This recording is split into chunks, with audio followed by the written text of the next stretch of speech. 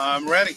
Give the show a call at 330-821-1310. Good call, meatball. Watch the Sam Bourquin Show on the AM1310 Facebook page, the Q92 YouTube page, and on X. This is the Sam Bourquin Show on AM1310 WDPN.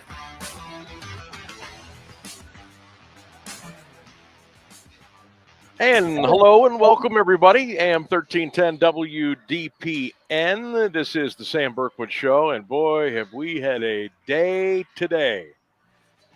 What did your Uncle Sammy B tell you yesterday on the show? It was going to be a little worse than people thought. The snow was going to come down. There was going to be some ice. There was going to be some wind, some blowing and drifting, some snarling of the roads. I told you what was going to happen. And it happened. And we got hit at the precise hours of when it really gobbled everything up for everybody. And there was most schools closed today. Most schools have decided not to host their athletic events tonight. Some have decided to play their games tonight. So that's why we are here at the Camp Memorial Fieldhouse right now. I know you can't see me on the video stream, but we are here, and we're going to be doing our show this afternoon live here from the Fieldhouse up until 6 o'clock, and then we will break, and then we'll come back around, we'll see, 6:35, 6:40, something like that. And we will bring you Akron St. Vincent St. Mary and the Bulldogs of Canton McKinley. So kind of lucked out today. We got one of the premier matchups, an early premier matchup in the state of Ohio. We were going to do Garfield and North Canton Hoover tonight because it just logistically was a little bit easier for all involved. But that game was canceled late this morning.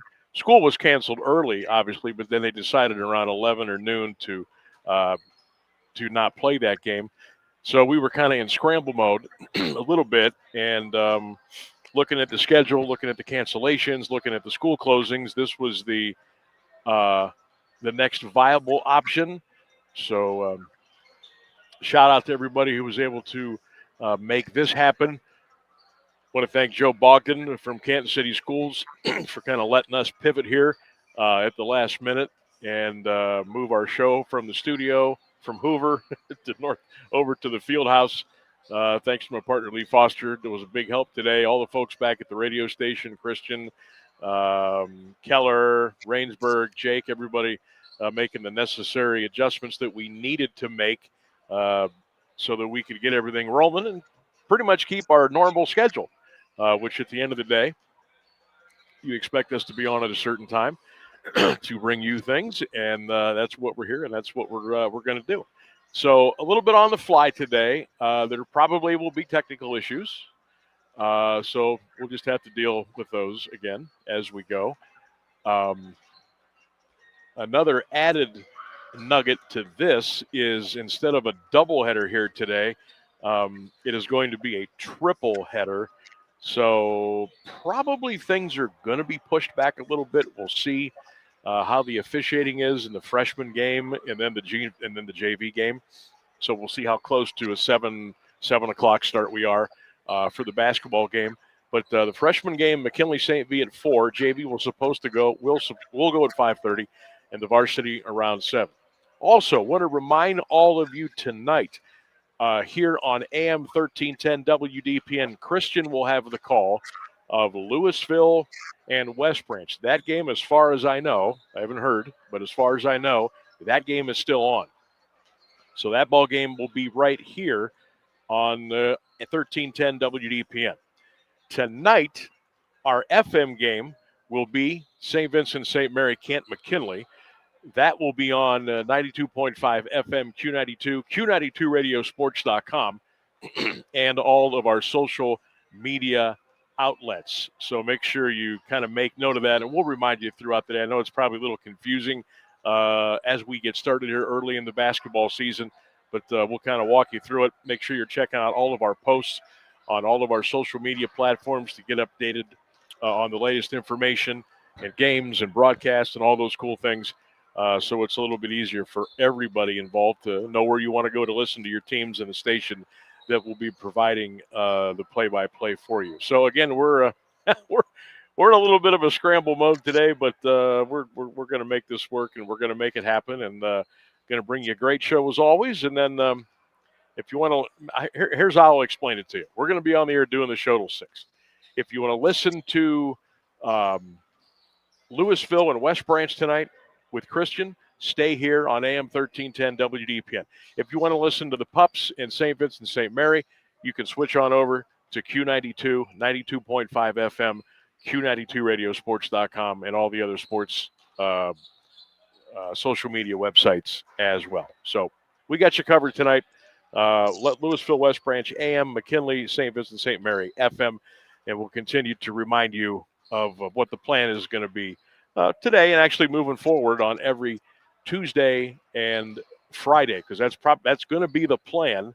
Of course, you know there will be hiccups along the way, but we're going to do here like we did during football season when I did my Friday shows, remember, from the press boxes of the football game that was going to host that night. So if we were going to do Alliance and so-and-so, I did my show from Mount Union. If we were going to do Marlington hosting so-and-so, I did the show for the Marlington press box, West Branch, so on and so forth. That's what we're going to do here during basketball season.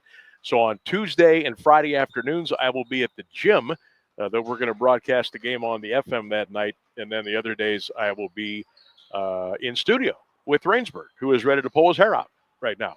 But you okay back there, bud? Yep. Just running around, checking stuff out. You know how it goes. All right. Just to make sure everybody's okay. I figured I would bring you back on with me for a minute or two to explain everything, because people are texting me, why aren't you on video? I guess the quickest way that I can explain this to you, and Rainsburg, you can jump in anytime, because of the weakness of the Wi-Fi at whatever place, either place, and the fact that I have a red Buckeye pullover on today, it's one giant smudged tomato. And it just isn't acceptable for video for 3 hours. So we decided to just kind of block that out. Now, you're still going to get all the audio, the interviews, all the stuff that you come accustomed to, but unless something really improves as far as the Wi-Fi is concerned, we're gonna keep that video camera shut off. Does that make sense? Yeah, because it kind of also ruins the audio experience, and we definitely don't want that as a radio station. So as far on my end, the audio sounds pretty decent. No, the audio sounds fine. We're good. Audio sounds good. Okay, so yeah, we're gonna turn that camera on. Okay, so we're gonna leave the camera off today. I don't think anybody's gonna be really upset about that. I mean, who? Well, who doesn't want to look at this pretty face for 3 hours every day? So today we're going back to the radio roots, and it's just going to be audio and no video. Quite honestly, I'm not that upset about that. Text line is open, 330-924-7088. Again, that's 330-924-7088. We will be with you until 6 o'clock tonight, and then I'll be hopping over on the FM for McKinley St. V. Around 6:45 on AM. It will be West Branch and Louisville, and Christian will have the call for you on that. What else did I want to get out of the way here?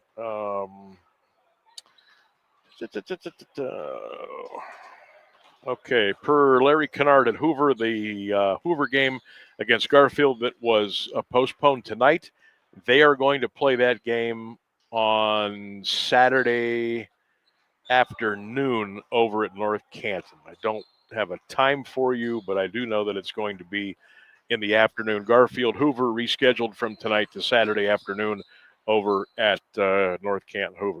Haven't seen any other cancellations that have been rescheduled yet. If those start to trickle in, we'll make sure to put those out for you so you can make your plans accordingly for maybe later on this weekend or even later on during this regular season. So, yeah, we had to kind of switch things around here a little bit. I went to bed last night preparing for Akron, Garfield, and Hoover. So we ripped that couple of papers up, and now we're getting ready for St. Vincent, St. Mary, and McKinley. And we're going to be joined by Sean Weatherspoon and assistant coach. I'm sorry.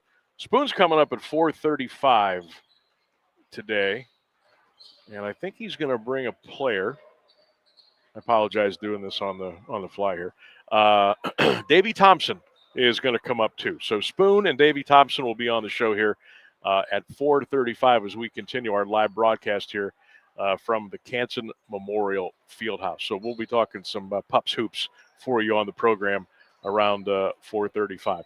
So we'll try to put a little bit of a schedule together for you tonight of who is playing. Outside of the games we've got covered for you, I don't know who else is playing tonight, to be honest with you. I know we've got McKinley St. V here. I know Christian will have Louisville West Branch on 1310 later on tonight. I don't know which other games are still a go. I know there was some, again, a lot of school cancellations this morning, but not everybody went in 100% on the cancellations as far as after school events, activities, sporting events, what have you. And those have kind of just been trickling in here throughout the afternoon. So if I see anything on social media, I will be sure to pass that along to you and let you know who's playing tonight and 100% on who is not playing tonight. Friday, we can tell you our plans are to be. How about Friday? I think is going to be kind of cool. Our plans are to cover two teams last year that went to their state championship games in different divisions. I think that'll be kind of neat. Friday night, we are planning on Perry and Louisville, live from Louisville High School. And again, hopefully we will be able to do our show from the high school. And then we'll kick it over to the game on FM on Friday night with the Panthers and the Leopards. And, of course, remember, gosh, it seems like it was, I don't know how long ago, but the Louisville Leopards capturing the state championship in Division III high school basketball last year down at UD Arena. And then Perry made it to the state championship game in Dayton last year, and they fell, but still they had a heck of a year. And Lee and I were talking earlier today here at the Fieldhouse. It was kind of cool. We kind of walked in together today. I wanted to show Lee a little bit of how to set up some of this equipment, and we were like the only ones in the building. I think there was a custodian here, and that was it. And we just kind of walked in, and Lee and I have been in this building a million times between the both of us, separately, together. And we walked in here, again, picture the Fieldhouse. There's nobody here but us. And we walked in. We came in the bottom doors. And we walked in, and we walked underneath the scoreboard where it kind of overhangs, the caddy corner part. And we walked onto the floor, and we were like a couple of kids. We just stood there. And like our eyes got wide, and we just kind of looked around the field house. And the first thing we said was, remember the triple header last year for the state semifinals. And then I think you had what? Olin, Tangi, Ignatius. And then you had Perry. And then you had Louisville. There was 3 games that day. And it was, we've often called it basketball heaven. Or we often referred to the Kent Memorial Fieldhouse as the Mecca. We both agreed that you'll probably never see what we saw last year on that day. You probably will never see that again. Now, I'm never going to say never, but the magnitude of the games, the fact that 2 of our local teams were in 2 of the games, the fact that the way things were set up because of switching to 7 divisions and the way things had to be scheduled and arenas that needed to be used And it just worked out. That day was nothing but the best basketball for like 8.5 or 9 hours. And when you walked in the field house that day, if you were an Olentangy fan, a St. Ignatius fan, North Royalton, Perry, Louisville, Garfield, it didn't matter who you were rooting for.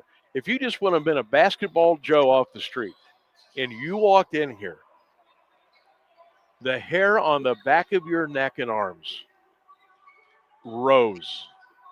You had chill. Like when you walked in the building, it was like, and I was never old enough to be able to be at all city nights. I just missed them. Like after the 4 high schools merged to 2, and then I didn't start coming to the field house probably till 78, 79 when I was a kid. So I never got to experience the all city night and the 5,000 people and I never got to experience it. Now I have gotten to experience some great games here, some great tournament games, some regional championship games. But I never experienced an atmosphere like that with those 3 games and those 3 winners going to play for the state championship in Dayton the following weekend. It's just the way everything kind of came together. That's what made it so magical. And I mean, you couldn't stuff another person in this field house. You really couldn't. A lot of times people will, well, they'll lie. They'll say that a place is packed, that there is absolutely no room. And if you look around, there's seats open. You know what I mean? There was no room in this place all day. It was a Sunday. I'll never forget it. It was one of the most magical high school basketball atmospheres I think that I have ever been a part of and that I will ever see the rest of my life. And you know why it was so magical? Yeah, it was because we had 2 local teams in it. Yes, it was the fact that they were state semifinals, and it was the winner or go home. The finale of it all. You know why it was so magical? It's because it was here.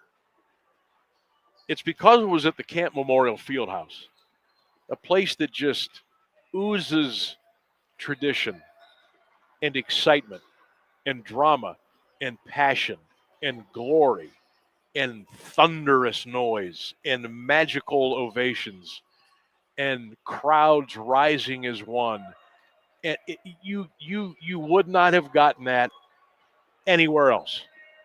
You wouldn't have got that at the Civic Center. You wouldn't have got that at the Jar. You wouldn't have got that at Kent State. You wouldn't have got that anywhere else but here. And that's why I'll never forget it.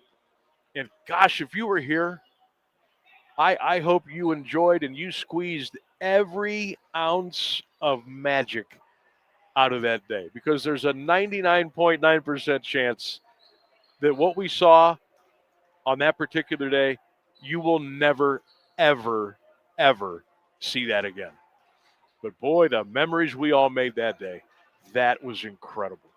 All right, we're going to take a break. Text line open 330-924-7088. It's the Sam Bourquin Show live today from the Camp Memorial Fieldhouse on AM1310 WDPN. Stay with us, everybody. Of all the ways to get ahead in life, we're one of them, and we're legal. The John Tesh Radio Show. I'm John Tesh, and we couldn't be happier about bringing you intelligence for your life every day. We have a room full of researchers gathering the information and ideas you need to make your life simpler and better, and to make you the smartest person in the room. You're just trying to be better. We're just trying to help. The John Tesh Radio Show. Join me for music and intelligence for your life, 10 to 3, Monday through Saturday, only on AM 1310 WDPN. It's intelligence for your life. It's back. Canton Greek Fish Fry. Drive-through only. This Friday from 4 to 6:30 p.m. at St. Harlumbus, 251 25th Street Northwest. Order online by 7 p.m. on Thursday or call 330-454-7278. Visit CantonGreekFishFry.com for menu and details. How's Tommy doing now? Much better. You said it was asthma? Yeah, he started with this cough and then he was wheezing. That's terrifying. Doctor said hidden triggers can make it worse. Things like dust, mold, even pests. Pests? Yeah, droppings and allergens from cockroaches and rodents can seriously impact children with asthma or allergies. I had no idea. We're making sure our home stays pest-free. Don't let pests put your family's health at risk. Visit pestworld.org to learn more. A public service message from the National Pest Management Association.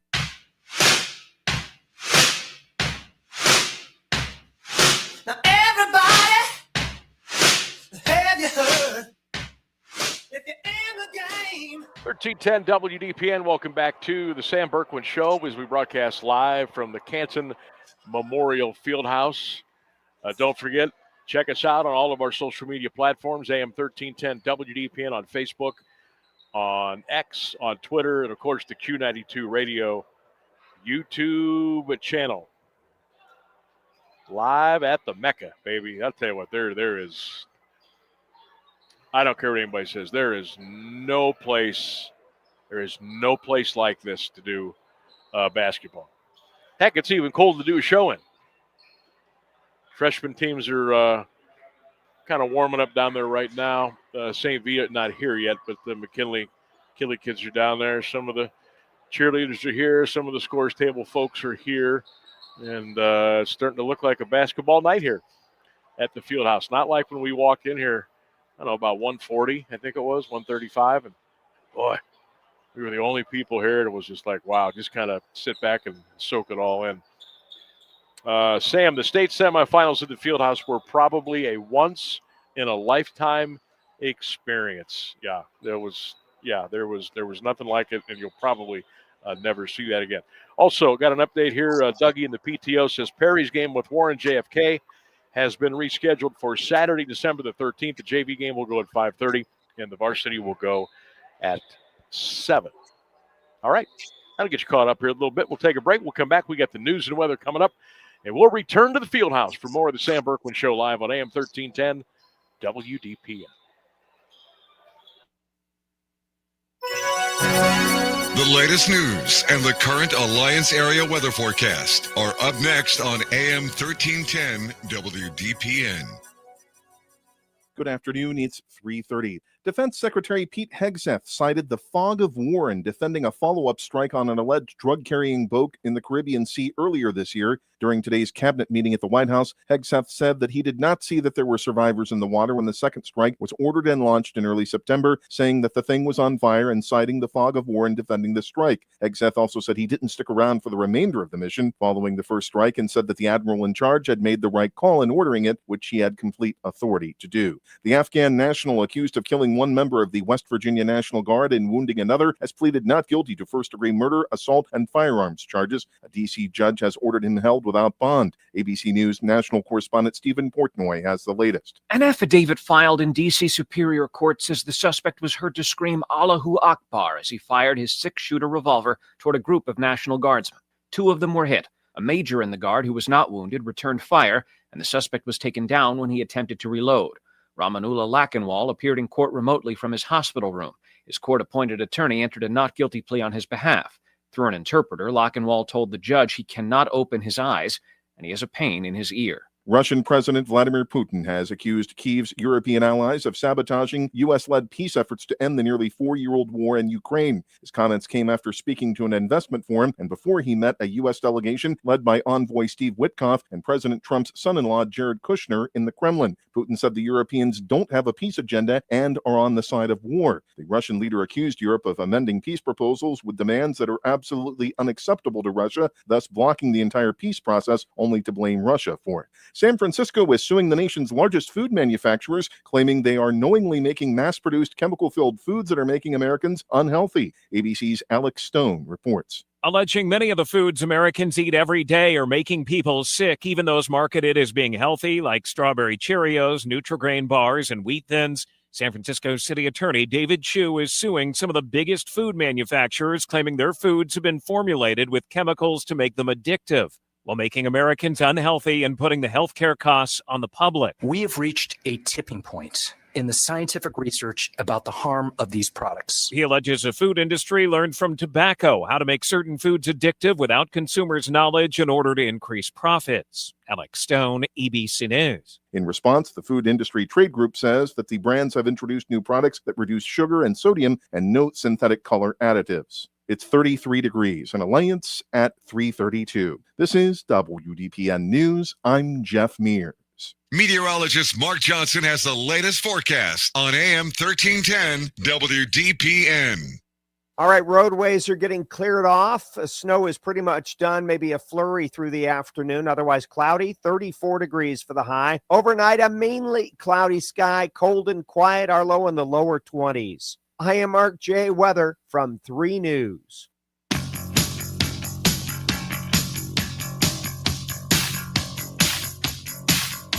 Here she come now, say money, money. Shoot 'em down, turn around, come on, money. Hey, she give me love and I feel all right now. AM 1310 WDPN. Welcome back to the Sam Bourquin Show. We come to you live from the Canton Memorial Fieldhouse. Sammy B on site. Ryan Rainsberg back on Smith Avenue, taking care of things back in the AM studio. Jeff Mears in the 1310 WDPN newsroom. Just a reminder, text line is open, 330-924-7088. Or if you want to join the show, just click the link if you're watching on any of our streams or listening on any of our streams today. Facebook, X, YouTube, you can hit that link and we'll jump you right into the virtual studio and we can converse that way. Don't forget now, tonight, right here on AM 1310 WDPN, Christian B. Am I allowed to call him Christian B? Just call him Christian. He'll have the call tonight, Louisville, West Branch, 7 o'clock, 1310 WDPN. When my show is over here at 6, I'll be jumping over to Q92 Radio. That's 92.5 FM as we bring you courtside Lee basketball on Q92 as Kent McKinley will take on Akron St. Vincent St. Mary. So that's kind of a little housekeeping, get you all caught up with what's going on here today.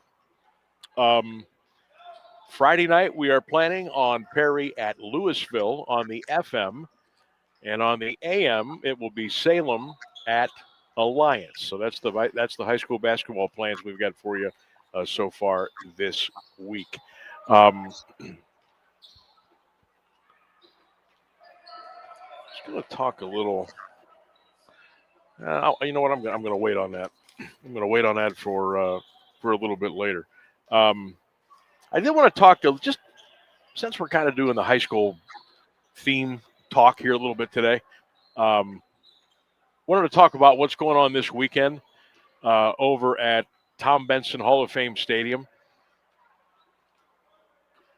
High school football playoff, the championship games are this weekend.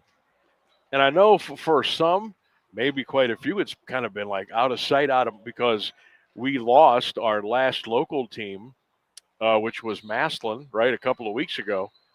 So we've kind of, we're in that area of, oh yeah, they haven't played the state title games yet.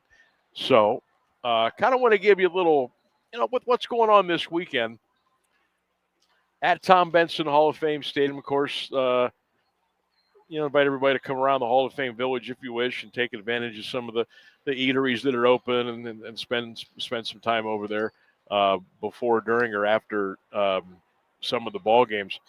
But I wanted to give you the schedule for this weekend.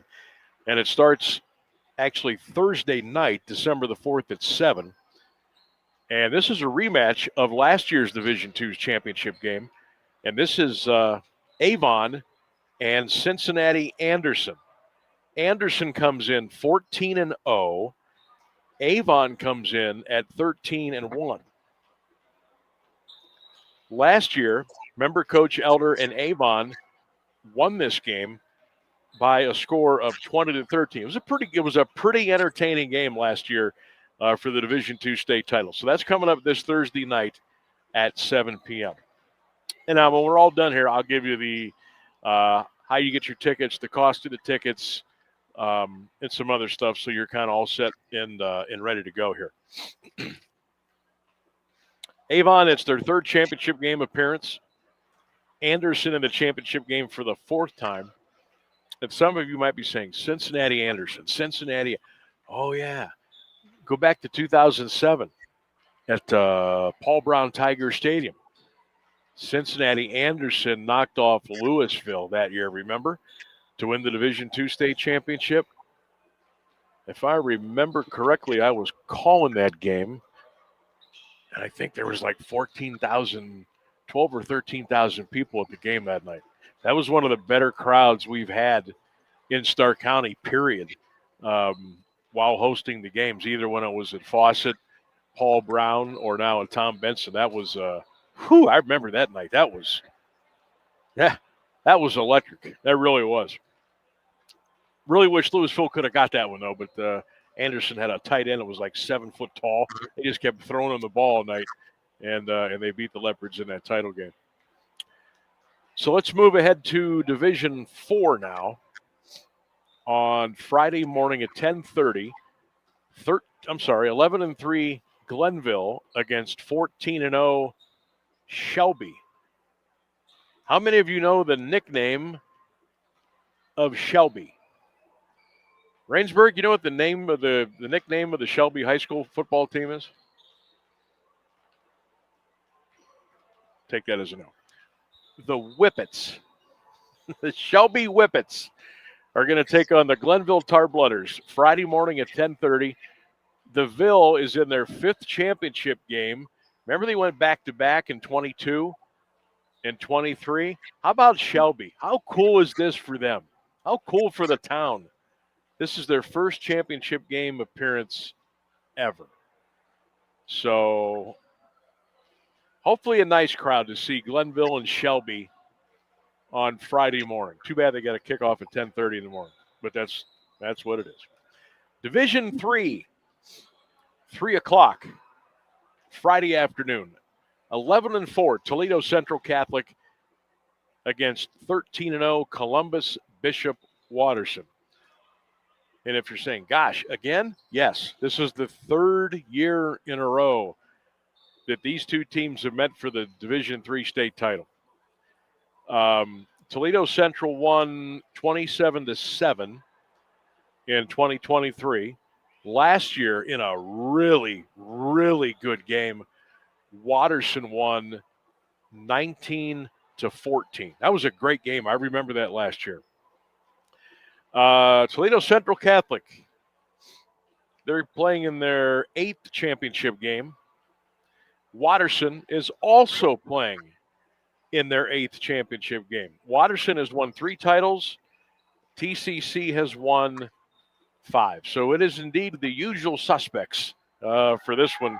Friday, Toledo Central Catholic and Watterson for the D3 title. Now, Friday night, I think this is going to be fun.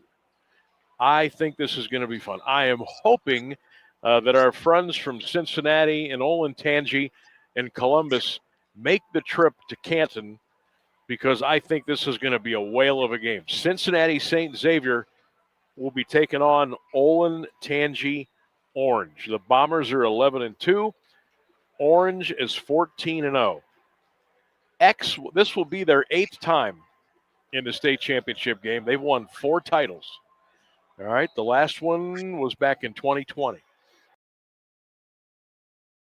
Ever championship game appearance for Olentangy Orange. I hope there's a big crowd for that one.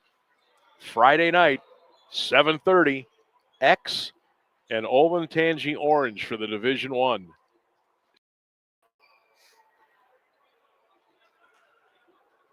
If I didn't have football that night, I think I'd be heading over to see that game. I think I would. All right, let's turn our attention to Saturday, 10:30 a.m. St. Henry will play Hillsdale. St. Henry 13-1, Jeromesville Hillsdale 13-1. Division 6 at 3 o'clock on Saturday. 14-0 Kirtland against 13-1 Hopewell Loudon. Kirtland, my God, 14th time they've been in the championship game. They've won 7. Hopewell Loudon playing in their 3rd championship game. They have never won a state title. So something's got to give. Kirtland, Hopewell Loudon, Saturday, 3 p.m., Tom Benson Hall of Fame Stadium. And then Saturday night, man, 14-0 Wheelersburg, 14-0 Liberty Center. Saturday night is too bad Ohio State Indiana are playing Saturday night because that's probably gonna hurt the crowd. Wheelersburg is playing in their 3rd championship game. Their most recent 2017. Liberty Center. A lot of folks, I don't think a Liberty. I guess we should. They're playing in their 6th championship game. They did win a state title, but you got to go all the way back to 1997. So that'll be the D5 game Saturday night at 7:30 here at Tom Benson Hall of Fame Stadium. So that's your lineup Thursday, Friday, and Saturday. If you're interested in tickets, single game tickets are on sale now at ohsca.org/tickets. Adult GM $16. Student tickets are $10. If you want to buy in multiple game sessions here, all session tickets are available from the OHSCA. All session GA tickets, which include all 7 games, are $95 for adults, $60 for students. Now, if you just want to buy 3 games on Friday and 3 games on Saturday, that'll be $42 for adults and $30 for students. Now, remember, general admission ticket holders must exit the stadium in between the games, okay? Now, if you want to go club, have access to the club with the restrooms and the food and the drink and everything, all session stadium club tickets are $155 each. That's good for 1 ticket to all games, as well as access to the indoor club level, containing concessions and restrooms. Patrons with club access do not have to exit the stadium between games. Also, kind of cool, the all-season stadium club package includes access to tour the Pro Football Hall of Fame during the entire state championship weekend. If you want to go stadium club tickets for just the 3 games on Friday and the 3 games on Saturday, those are $77 for each day. So that's the scoop on the state championship weekend. Tom Benson Hall of Fame Stadium. Of course, we'd love to have you go over and check out what's going on at the Hall of Fame Village. If you want to grab some food and drink or let's just do a little hanging around. That's a good way. That's a good way for you to go there as well.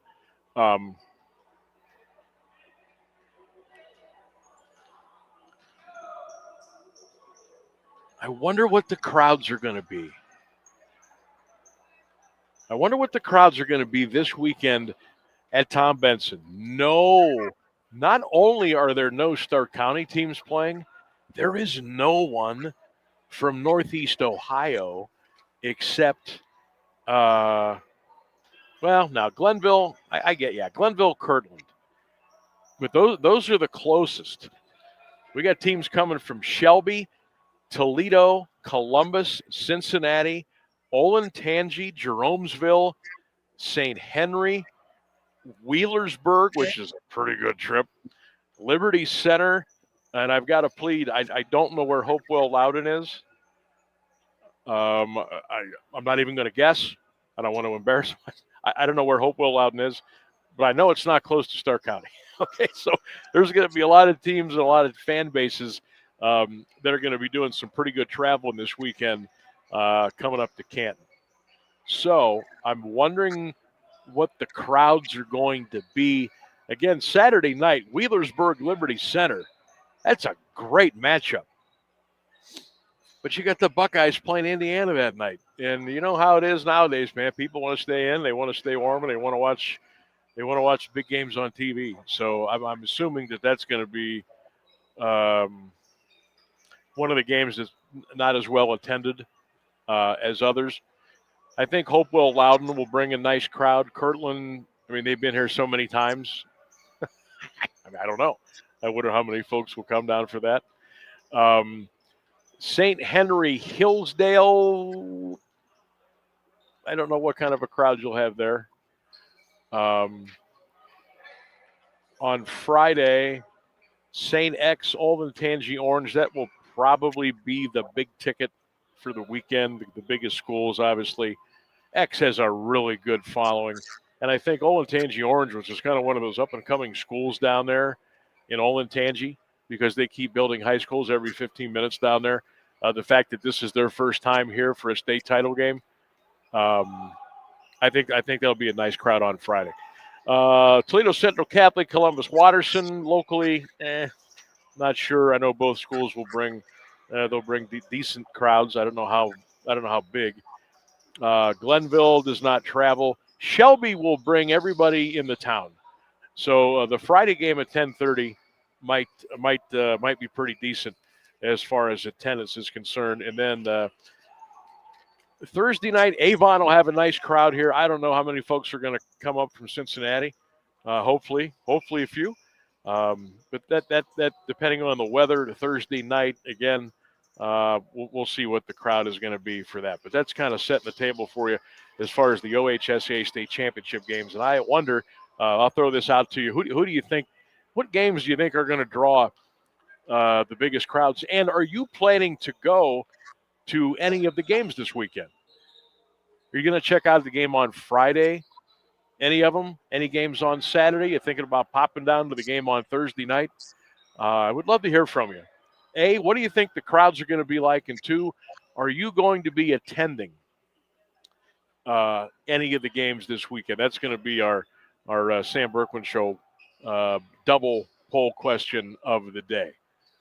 All right. So what do you think? What do you think the crowds will be like? And are you personally going to go to any games this weekend? If you want to text those thoughts and comments in, we'd love to hear from you at 330-924-7088. Or you can drop your comments on all of our social media platforms, 1310 WDPN on X, Twitter, Facebook, and, of course, the Q92 Radio YouTube channel.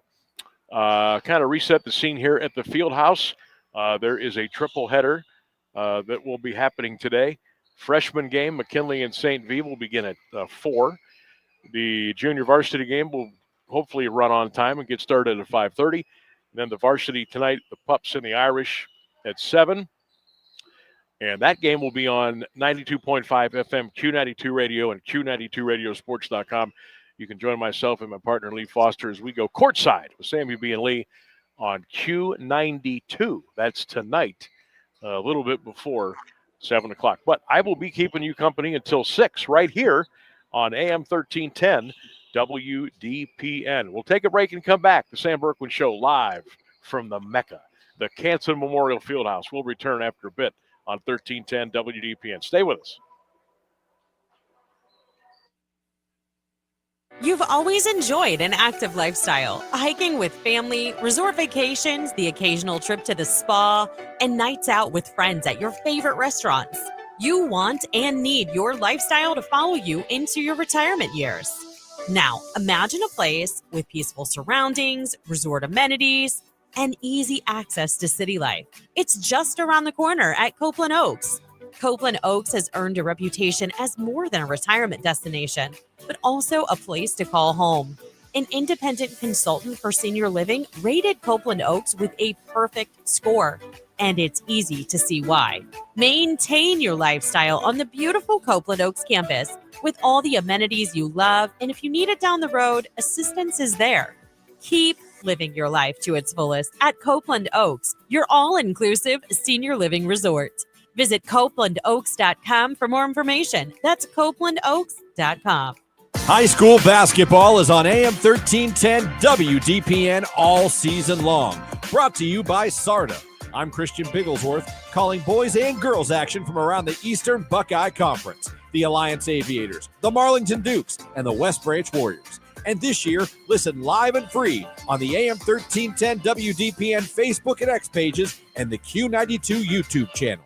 High school basketball, powered by SARTA on AM1310 WDPN. This place has a pulse. You hear it in the canopy, feel it in the ground. Life, fully illuminated, engulfs you. From the birds singing in the treetops above to the tiniest insects in the soil below, you take a deep, cleansing breath, filling your lungs with the essence of the forest. Now, imagine it's all gone. Healthy, life-giving forests reduced to nothing. No singing birds, no lush canopy, and water and food in short supply around the world.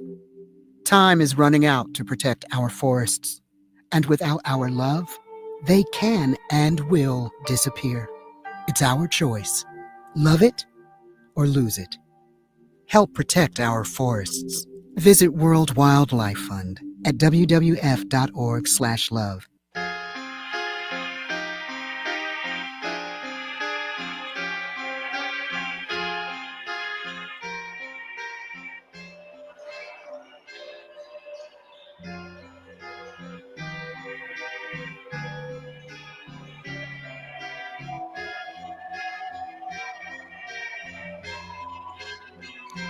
Welcome back to the Sam Bourquin Show as we come to you live from the Camp Memorial Fieldhouse here on AM 1310 WDPN. Don't forget, Kent McKinley head basketball coach Sean Weatherspoon will be joining me at 4:35 this afternoon. And we'll talk with Davey Thompson, too, coming up here on the show. Again, AM tonight, Hoops. Christian on the call right here, WDPN, Louisville, West Branch. Tonight over on our sister station, 92.5 FM Q92, we will have Kent McKinley and Akron St. Vincent St. Mary. So we got you covered tonight on AM and FM with high school basketball. And, of course, the first night we planned to bring you games, we've got some changes. Old Mother Nature threw us a little storm into the middle of the night, and so a lot of cancellations and a lot of reschedulings and this and that and everything. But we made our way through the muddy, the snowy hills, and here we are. Showtime here tonight. We got McKinley and St. V on the FM, Louisville West Branch on the AM tonight. So make sure you enjoy all of our high school basketball coverage. And by the way, if you're listening tonight or listening right now on the Q92 Radio YouTube channel, hit that subscribe button. See that there? Move that right there. You go. Click that boom. There you go. That's awesome, and it's good for everybody. Okay, so make sure you hit that subscribe button on the Q92 Radio YouTube channel. We have about 4 minutes until we get to the top of the hour. Jeff Mears all ready to roll with you with all the latest news, weather, and everything that's going on in your world. We'll come back here on the other side. As mentioned, 4:35, McKinley coach Sean Weatherspoon. Davey Thompson will join us as well. Friday night, our plans are Perry at Louisville on the FM, and the AM will be Salem, and Alliance will continue to give you reminders via the radio and, of course, all of our social media platforms throughout the week. And make sure you're checking us out there too. Sometimes I forget to mention that. Make sure you're checking us out, WDPN, on our Facebook page, on our Twitter page, X, YouTube. Q92, Instagram, YouTube, Q92 Sports, Facebook. Make sure you're checking all those social media sites out. Make sure you share, like, give it a follow, and drop your comments there. And it's cool. The more we can interact with you and vice versa, the better everything is. Wouldn't you agree? Absolutely. All right, before we get to the top of the hour news here, a little bit of what happened last night in the sports world. The Cleveland Cavaliers continued their win one, lose one, win two, lose two, as they knocked off the Indiana Pacers last night, 135-119. Remember I told you about Donovan Mitchell Sunday night after the game, the loss at home to Boston, how he didn't do an interview, didn't talk to anybody. He just kind of sat in his locker and kind of gazed off into space, which was really different for him. Donovan has always faced the music, faced the cameras, no matter what. Well, he went out last night, and he had a night. He had 43 points, 9 rebounds, and 6 assists in that Cavalier win over the Pacers, 135-119. DeAndre Hunter had 13 points, 3 rebounds. Dean Wade had 9. Mobley had 13. How about Jalen Tyson? I know it was the Indiana Pacers. He had 27 points and 11 rebounds last night. Proctor off the bench had 12 points and 2 rebounds. Porter, 4 points, 5 rebounds. But still, no Jared Allen, no Darius Garland, no Max Strus, no Sam Merrill, no Lonzo Ball, no Larry Nance Jr. Folks, that's a starting 5. And we didn't have them last night. Again, no Ball, no Nance, no Merrill, no Strus, no Garland, no Allen. So you had to go with what you had. And the Cavs played well last night, and they picked up the win, as they should have. And they beat Indiana 135-119. Cavs now, 13-9.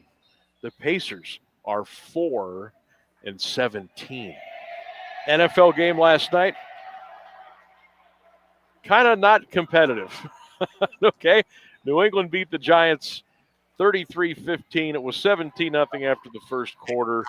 It was 30-7 at half, and the Patriots really never looked back.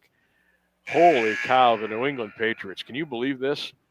Folks, they are 11-2. 11-2. And look who's coaching them. Mike Vrabel. Wouldn't he look good coaching the okay, never mind. All right, news and weather coming up next here. It is the Sam Bourquin Show live from the Camp Memorial Fieldhouse on a snowy Tuesday here in Northeast Ohio. AM 1310 WDPN. We'll talk to you after the break. An important part of the Alliance community since 1953. You're listening to AM 1310 WDPN Alliance. ABC News, I'm Michelle Franzen. Lawmakers are demanding answers over a September mission on alleged drug boats in the Caribbean after the Washington Post reported 2 boat survivors were killed after a second U.S. airstrike was authorized. The White House and Secretary Pete Hegseth say Navy Admiral Mitch Bradley made the decision to launch the follow-up strike. Here's ABC's Martha Raddatz. Hegseth said on Fox and Friends he had watched the strike in real time. I watched it live. We knew exactly who was in that boat. We knew exactly what they were doing, and we knew exactly who they represented. Now, lawmakers on both sides of the aisle are sounding the alarm, vowing rigorous oversight. Another legal battle over SNAP federal funding could be brewing. Ag Secretary Brooke Rollins at the cabinet meeting today announcing the USDA will stop moving federal funds into 21 Democratic-led states if they don't comply with the federal request to provide recipient records. It's Giving Tuesday, a day to donate to your favorite charities for the holidays. This is ABC News. Find the most wonderful gifts at Macy's Friends and Family Sale with incredible deals on our best brands like Donna Karan, Avec La Fille, Calvin Klein, and more, all at 30% off.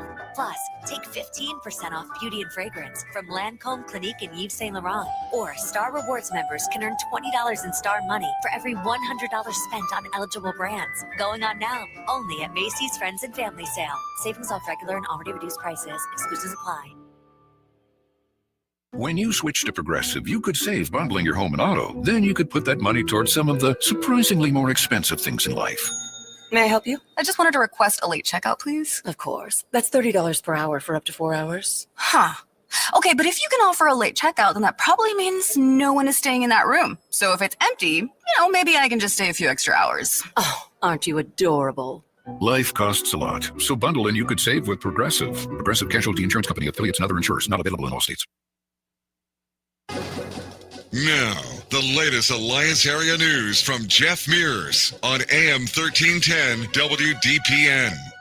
Good afternoon. It's 4:02. The region's first significant snowfall of the season has made its presence known. The National Weather Service reported 3 inches of snow in Alliance and Canton and 3.5 inches at Akron-Canton Airport between Monday night and late this morning. Slippery roads led to numerous minor accidents. ODOT says 275 crews were out plowing and salting roads across Northeast Ohio, and motorists were warned to give plow trucks room to work safely. Alliance has a new law director. Andrew Selwa was sworn in at the start of Monday's city council meeting by Municipal Court Judge Andy Zumbar. Selwa ran unopposed last month and takes over for Caitlin Wire, who did not seek re-election and recently resigned. Selwa lives in Alliance and serves as a prosecutor for Portage County Municipal Court. In other action, council approved a 1-year contract with the Stark County Regional Planning Commission for fair housing services. The city will pay the commission $875 per month. Lawmakers also authorized the city auditor to establish a community improvement fund. David Matheny has been elected council president in North Canton. The vote was 4-2 during council's organizational meeting Monday, with Holly Pierpont abstaining. Christina Wyrick was selected vice president in a 4-3 vote over Jamie McLeister. The meeting also marked the start of a new 2-year term with the swearing in of 3 new members: Pierpont, Jeffrey Stalker, and Andrew Pratt. Matheny succeeds Stephanie Warren, who lost her re-election bid. The council president serves a 1-year term and becomes mayor if the office becomes vacant, as happened earlier this year when Matthew Stroya moved into the mayor's office. Impaired driving, speeding, and failure to yield remain the leading causes of deadly crashes in Stark County, and new federal funding aims to reduce them. The Ohio Traffic Safety Office has awarded the Stark County Sheriff's Office more than $630,000 for traffic safety efforts through next September. The money covers 4 grants supporting impaired driver and speed enforcement, a traffic safety prosecutor, the Safe Communities Program, and the County OVI Task Force. Sheriff Eric Weisburn says the funding will boost high visibility enforcement and help reduce preventable traffic fatalities. Brett Thompson has been sentenced in Columbiana County Common Pleas Court for gross sexual imposition.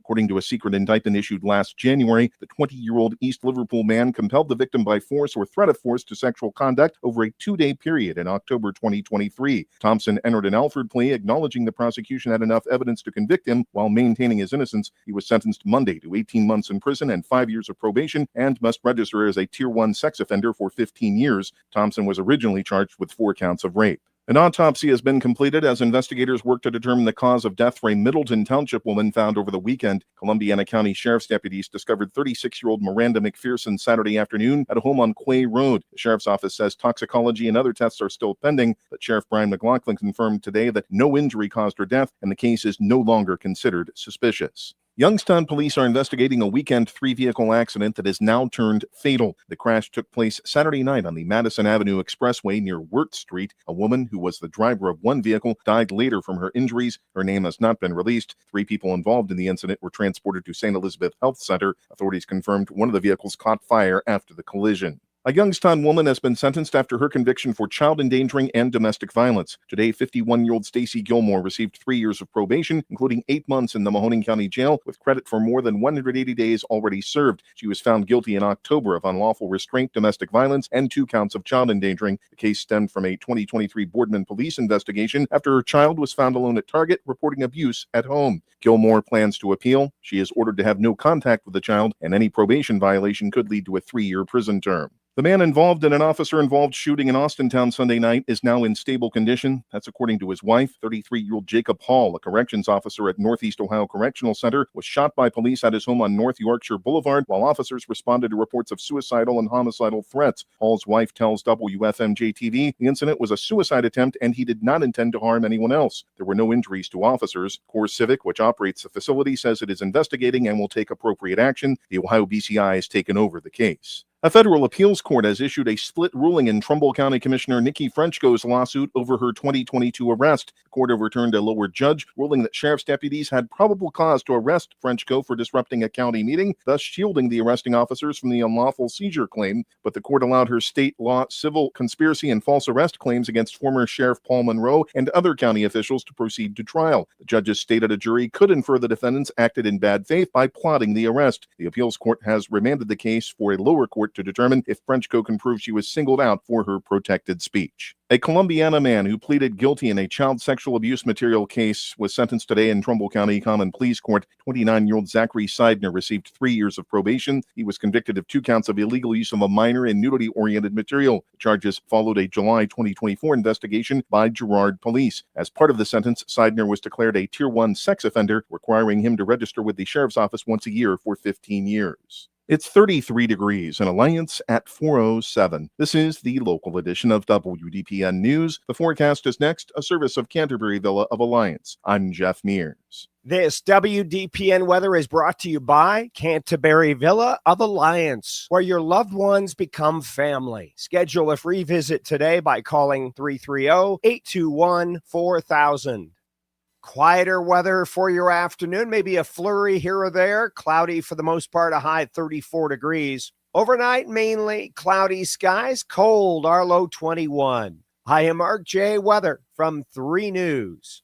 Send your loved ones to a place that cares and a place that they can trust. They'll find a place that feels like home at Canterbury Villa in Alliance. They will provide the highest level of care to their residents when it comes to skilled nursing, rehabilitation, long-term care, and Alzheimer's care. At Canterbury Villa, your loved ones become family. Located on Freshley Avenue, schedule a free visit today by calling 330-821-4000 and ask for Samantha Nutter. At Canterbury Villa, they walk the talk. Live from the AM1310 WDPN studio, it's time for live and local sports talk. It's the Sam Bourquin Show. I'm ready. Give the show a call at 330-821-1310. Good call, meatball. Watch the Sam Bourquin Show on the AM1310 Facebook page, the Q92 YouTube page, and on X. This is the Sam Bourquin Show on AM1310 WDPN.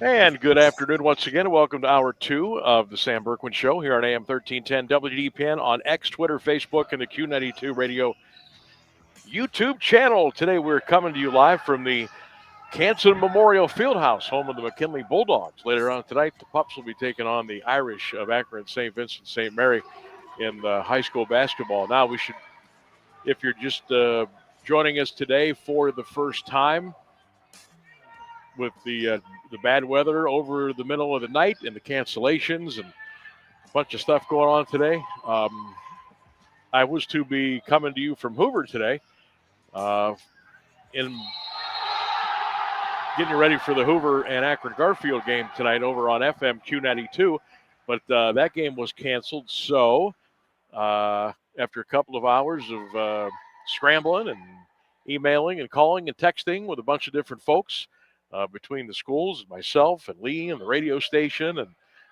we're able to pivot.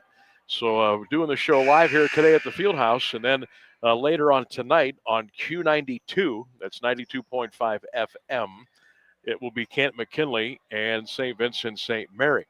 Now, if you want to listen to Louisville and West Branch tonight, Christian will have the call of the Warriors and the Leopards right here on AM 1310 WDPN, and of course all of the other WDPN social media platforms. So I got you here today with the show until 6. And then around 6:45 tonight, Christian will be with you here on WDPN for Louisville West Branch. And then I will be with my partner Lee Foster as we take you courtside on Q92 at 7 tonight with McKinley and St. Vincent St. Mary. There will be a quiz later, but that's the bullet points of what you've got so far. So today they ended up doing a triple header. The freshman game just started here at 4.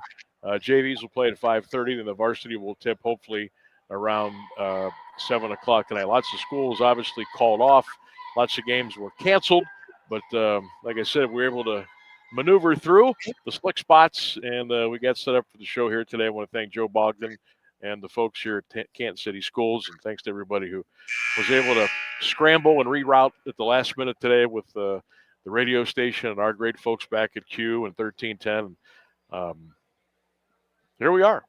Here we are. Came over about 1:35 today.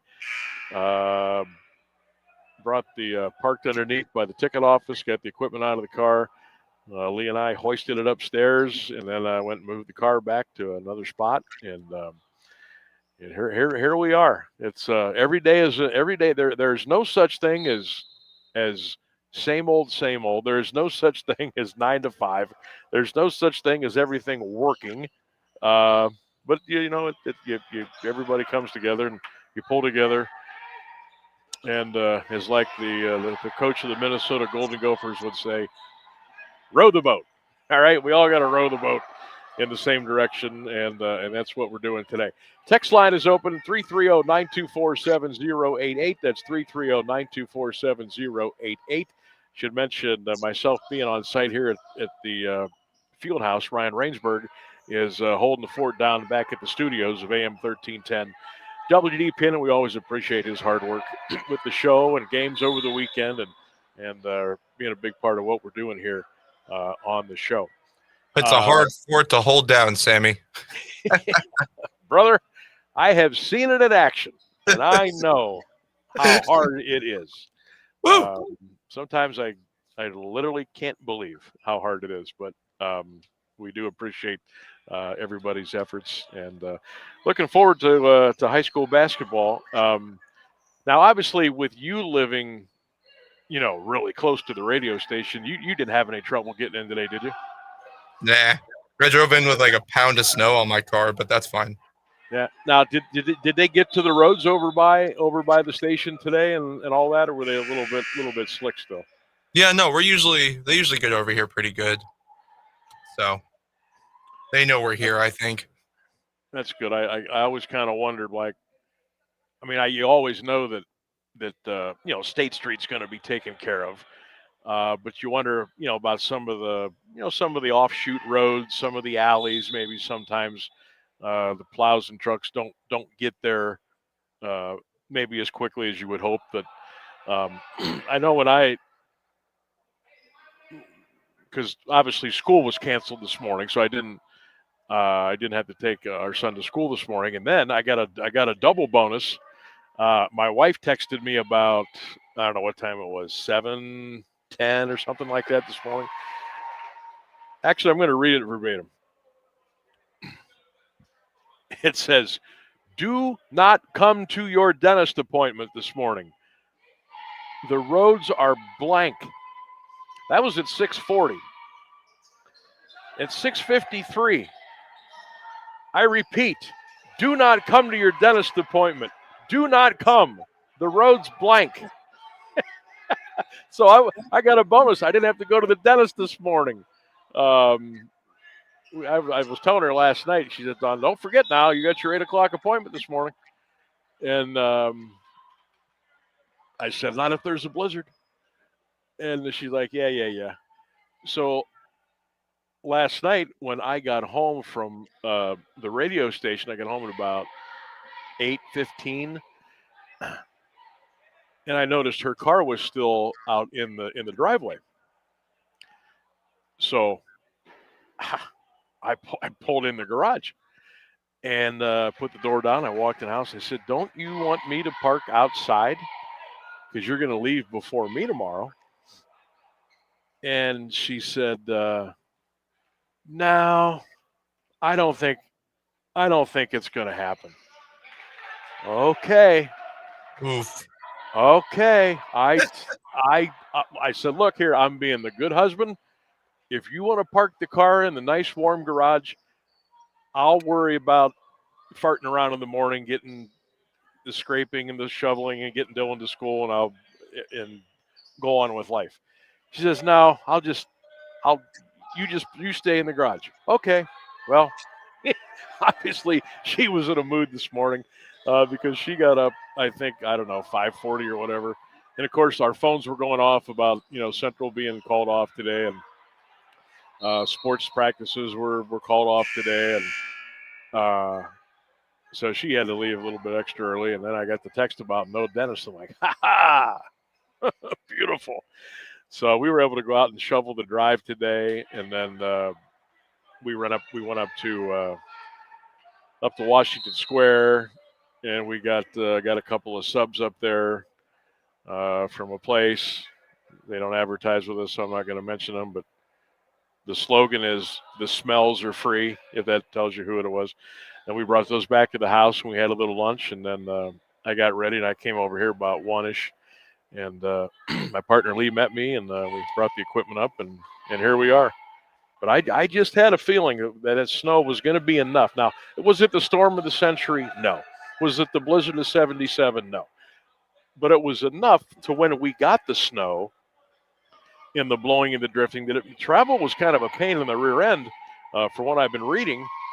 And that's why the school says, you know what, it's not worth the risk, so we're going to call off. And I know there were a lot of accidents today. A lot of folks were late getting to work and all that, usually comes with the first big snow of the season. So that's what was going on early this morning. But like I said, I had a little bonus there. I didn't have to go. Now here's the crazy thing. My wife, who works at Buckeye Dental, she's been a hygienist there for quite a few years now. Great place, great people. Loved all the dentists and doctors there. So I had to, when you have to reschedule, this isn't just there, but this is at a lot of dental offices because there's such a list of people that want to come in to get their checkup, to get their teeth cleaning, what have you. So my appointment was today, and today is what, December the 2nd? Yes. You know when I'm able to get back in? You know when the next available, and this is, look, I have an in at the office, okay? You know what my next appointment's for? I'm going to say January something. July the 21st. Oh. Yeah. That's devastating. July the 21st is the next time I can get back in, and that's at 8 a.m. So by I've the got time you have your dentist appointment, I'm going to be a year older. It's after my birthday. Yeah, so I got December, January, February, March, April, May, June, July. So I'm going to have to scrub a little harder, and maybe use a little more muscle on the teeth and the flossing and the Listerine and all that stuff. I can't get in now until July, but that's okay. That's all right. We'll be good. Did I give you the poll question? I don't know if I did or not, but I will again. Yes, you did. Yeah, Sam Bourquin Show poll question of the day. Get those comments in. Are you planning to attend any of the OHSAA state championship football games this weekend at Tom Benson Hall of Fame Stadium? Let me know. Are you planning to attend? Which games are you going to? What do you think the crowds are going to be like? Is there a game or two that interests you? Again, with no area teams, no county teams in, I kind of wonder what the interest level is going to be this year. But let me know. Drop those comments on social media. You can put them on my social media page, my personal page, the show page, WDPN Facebook, Q92 Sports, the Q92 Radio YouTube channel. Drop those in the comments section, and we will read those on the air. Joseph says, "No, man, too cold, Sam. I'll probably watch some of the games on TV, but I will not be attending in person." Meredith says, "Not this year. May watch some games on Spectrum. Harder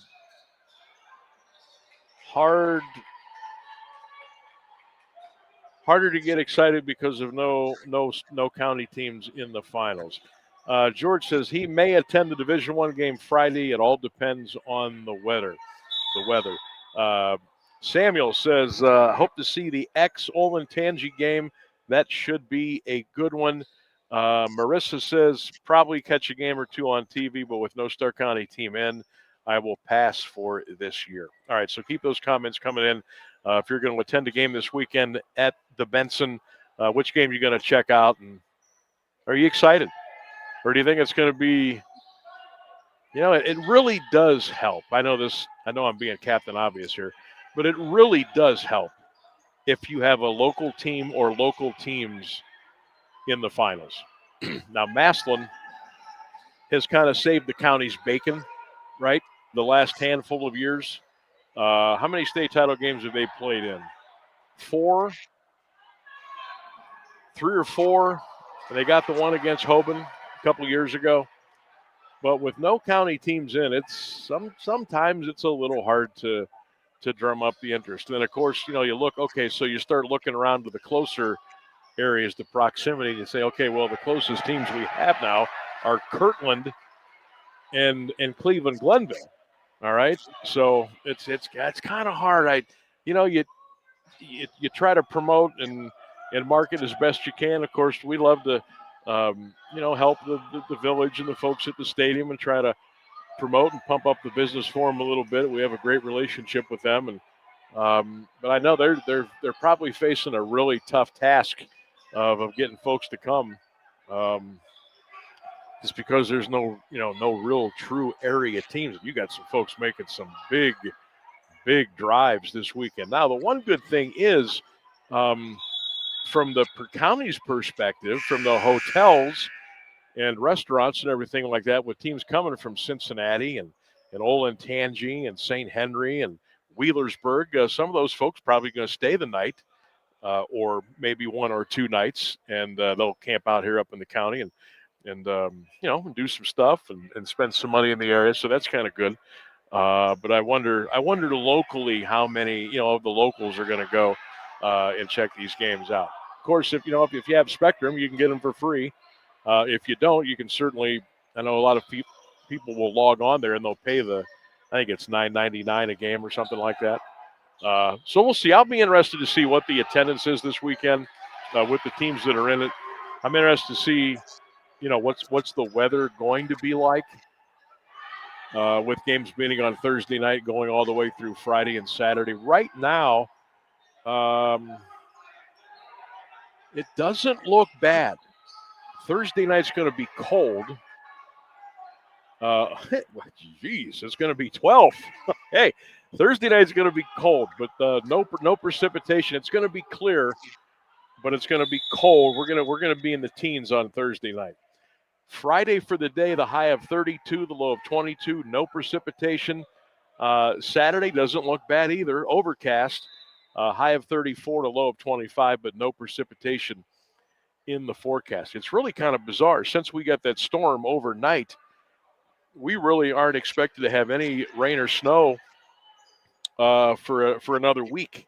I know things can change, but the next thing I'm seeing is Tuesday the 9th with a pretty good amount of precipitation maybe next Tuesday, Wednesday, and maybe Thursday. So that's kind of where we're set for the weather. So we'll see what the weekend brings. We'll see what the crowds are like at Tom Benson. We'll see how many people show up for the OHSAA State Football Championship games this weekend. Speaking of this weekend, don't forget Saturday at noon, Cara Stadium at Mount Union, the Purple Raiders in action as they will take on John Carroll. This is an NCAA Division III quarterfinal. We'll have the game on 1310 WDPN, but as I mentioned yesterday, if you got the means, you got the time, and you can make it, we would love to see at the stadium on Saturday, Mount Union and John Carroll. That kicks off at noon. And then don't forget, Mount Union basketball will be at 4 on Saturday afternoon as the Purple Raiders will take on Otterbein. And by some miracle, we're going to bring that one to you as well. Saturday afternoon on 1310 WDPN. Not sure how we're going to pull that off yet, but we're going to try. So we'll have a doubleheader for you Saturday at noon, football, Saturday at 4, basketball. It'll be a Purple Raiders Saturday here on 1310 WDPN at Q92radiosports.com. We'll take a break here from the Fieldhouse and come back with more of the Sam Bourquin Show. Stay with us.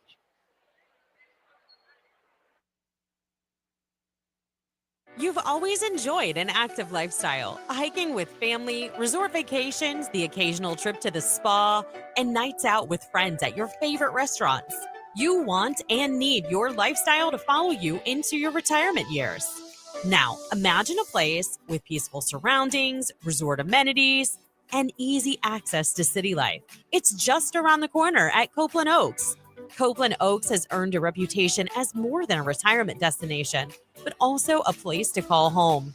An independent consultant for senior living rated Copeland Oaks with a perfect score, and it's easy to see why.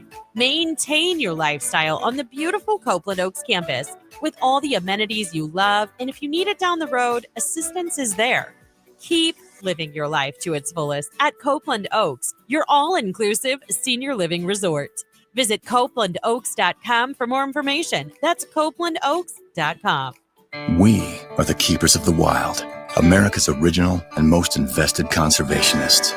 For more than 80 years, we've been committed to conserving wildlife and the natural landscapes that define our nation. From rugged alpine ridgelines to peaceful tall grass prairies, we've supported the conservation of more than 36 million acres of American wildlands. Our funding has led to cleaner water, fresher air, and improved wildlife habitat. From abundant fish and waterfowl populations to robust deer and elk herds, nothing is more important than maintaining wild spaces for adventurers to explore and wildlife to thrive. We are America's hunters and target shooters, stewards of the American outdoors. America's hunters and target shooters, along with firearm, ammunition, and archery manufacturers, have invested more than $46 billion to help state fish and wildlife agencies manage and protect wildlife and wildlands across America. For more information, visit outdoorstewards.org.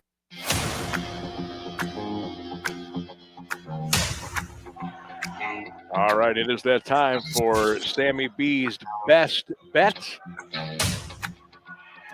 Did we give you one last night? Yeah, we did. I was hoping you might have forgot about it. we didn't do well last night. We had the New York Giants +7 against the Patriots. That did not bode well. But hey, as all gunslingers do, we're going to come back firing again today. Sammy B's Best Bet right here on AM 1310 WDPN. We do it Monday through Friday beginning at 4:29. Okay, today we're going to go to the college basketball card. Good early season matchup tonight on the hardwood. What do you say? UConn and Kansas tonight. All right? UConn and Kansas tonight. And the latest line, now where did you go here on me now? UConn was giving 2.5 to the Jayhawks. Okay? I hope I've got this for tonight. Was this on another night? No, there it is. I thought I was right. Okay, well, they moved it. Okay, it's 9 o'clock. Okay, 9 o'clock tip.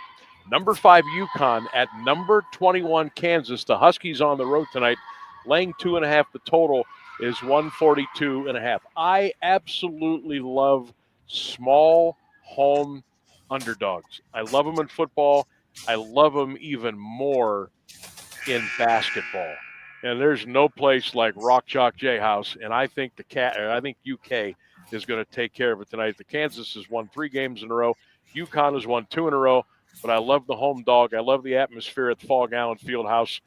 Let's ride with Kansas tonight, plus the 2.5 against UConn. That's Sammy B's Best Bet right here on AM 1310 WDPN. We're live at the Canton Fieldhouse. We'll break for the news. We'll come back and talk some Canton McKinley hoops. Spoon is in the house. 1310 WDPN. Here's the latest news on AM 1310 WDPN.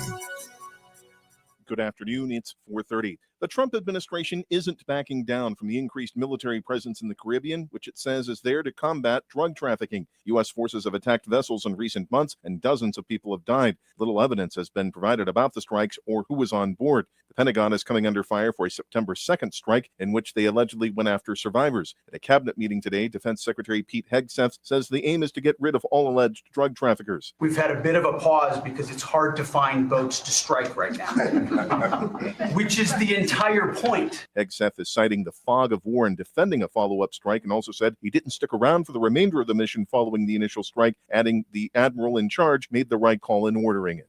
The Trump administration says it will withhold SNAP food aid from recipients in most Democratic-controlled states starting next week. Agriculture Secretary Brooke Rollins said at a cabinet meeting today that the action is in the works because those states are refusing to provide information the department requested on recipients, including names and immigration status. She says it's necessary to have that cooperation to root out fraud. Democratic states have sued to block the requirement. About 42 million lower-income Americans rely on SNAP to help buy groceries. The average monthly benefit is about $190 per person, or a little over $6 a day. The U.S. Supreme Court heard arguments regarding a request from a state government to investigate donors for an anti-abortion group. ABC's Devin Dwyer explains. During oral arguments Tuesday, the Supreme Court appeared likely to rule in favor of an anti-abortion pregnancy center in New Jersey, seeking to challenge in federal court a state subpoena for donor information. The group First Choice Women's Resource Center says that subpoena from Democratic Attorney General Matthew Platkin has the effect of chilling the First Amendment right of association. Platkin says his request, part of a probe into suspected false advertising and donor deception, is not yet enforceable and could hardly be seen as inflicting any harm. Billionaires Michael and Susan Dell pledged a historic $6.2 billion today to provide an incentive to families to adopt new investment accounts for children. The so-called Trump accounts were created as part of President Trump's tax and spending legislation, but have not yet launched. The gift has little precedent in terms of size, with few single charitable commitments in the past 25 years exceeding $1 billion. Through their gift, the Dells will deposit $250 into the investment accounts of 25 million children aged 10 and younger as an incentive for their families to claim the accounts and make investments in the stock market. It's 32 degrees and Alliance at 432. This is WDPN News. I'm Jeff Mears. Now, the Alliance Area Weather Forecast from Mark Johnson on AM 1310 WDPN. Quieter weather moving in, better travel for the afternoon hours, maybe a flurry, otherwise cloudy skies, our high in the middle 30s. Overnight, a mostly cloudy sky with a low near 21. I am Mark J. Weather from 3 News.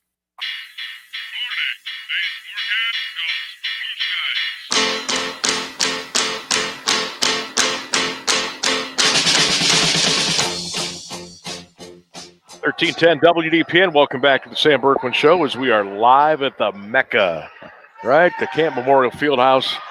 Tonight we're going to be bringing you the Camp McKinley Bulldogs and the Irish of St. Vincent St. Mary over on our sister station tonight, Q92 Radio, 92.5 FM, and of course all across our social media platforms. We've been here with you since 3. We'll be with you till 6 and be back around 6:45. Now, if you want to catch Louisville West Branch, that'll be here on 1310 WDPN. Christian will bring you that game. I'm going to flip over to Q and bring you McKinley and St. V with my partner Lee Foster tonight on Q92. Pregame around 6:45. We got the freshman game here, JV, and of course the varsity will follow. It's a long walk up those steps, but the coach made it. Sean Weatherspoon, head coach of the Camp McKinley Bulldogs, is here. He's got Davey Thompson with him. We'll be bringing Davey on here in a couple of minutes. But first of all, thanks for having us on short notice today, and thanks for spending some time with us during the freshman game. And how was your day? Hey, I tell you what, I ain't touched these steps in 20 years, so you know. Man, I'm gonna tell you what, it gets harder and harder to come up these steps. Oh, even without equipment, it's hard to come up here. So you guys called off what 5:30 this morning, I think, something like that. And I know you had to wait on St. V to make sure everything was copacetic with them. They could come down and play. So it looks like everything is kind of worked out and is pretty smooth. And I know you guys you're excited and ready to go because this is it. This is the first game of the year for you. Yeah, absolutely. Home opener, first game of the year. Very excited, very quality opponent. Starting off with an early test, for our guys. So it's triple header as well. Freshman, JV, and varsity. So looking forward to a good day for us. Now we were talking. You were able to get all your scrimmages in, and I know when we talked over at the church, you had quite a schedule ahead of you there. Who did you end up playing, and how did you do in those scrimmages? So the scrimmage after the coaches preview, we went up to Shaker Heights, scrimmaged them, and then the following Thursday we had up at Garfield Heights and St. Ed's. So a 3-way with those two teams. Great scrimmage. It was a great scrimmage. Seeing a lot of stuff. And then we finished off here at home with Elyria, who's going to be really good in Division I in our region. Hawken, who was a 1 game away from a state championship last year in their division, and Strongsville. So tough scrimmages. To help us prepare for this first night. I'm looking down at your roster, and I mean, I had to look at the roster, but I didn't really have to because I remembered a lot of the names from the young men from a year ago: and Carter, Chambers, Webster, Thompson, Keys, Nelson, Spencer, Britt Hill, and it's like, okay, you guys have got some nice pieces on this puzzle.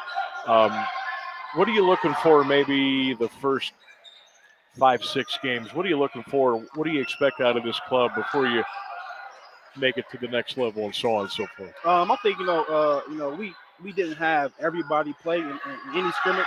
It was a mix of injuries, mix of football guys. So we haven't had anybody. All of our guys as a whole. So sure. The first five games looking for chemistry. Looking to get a rhythm.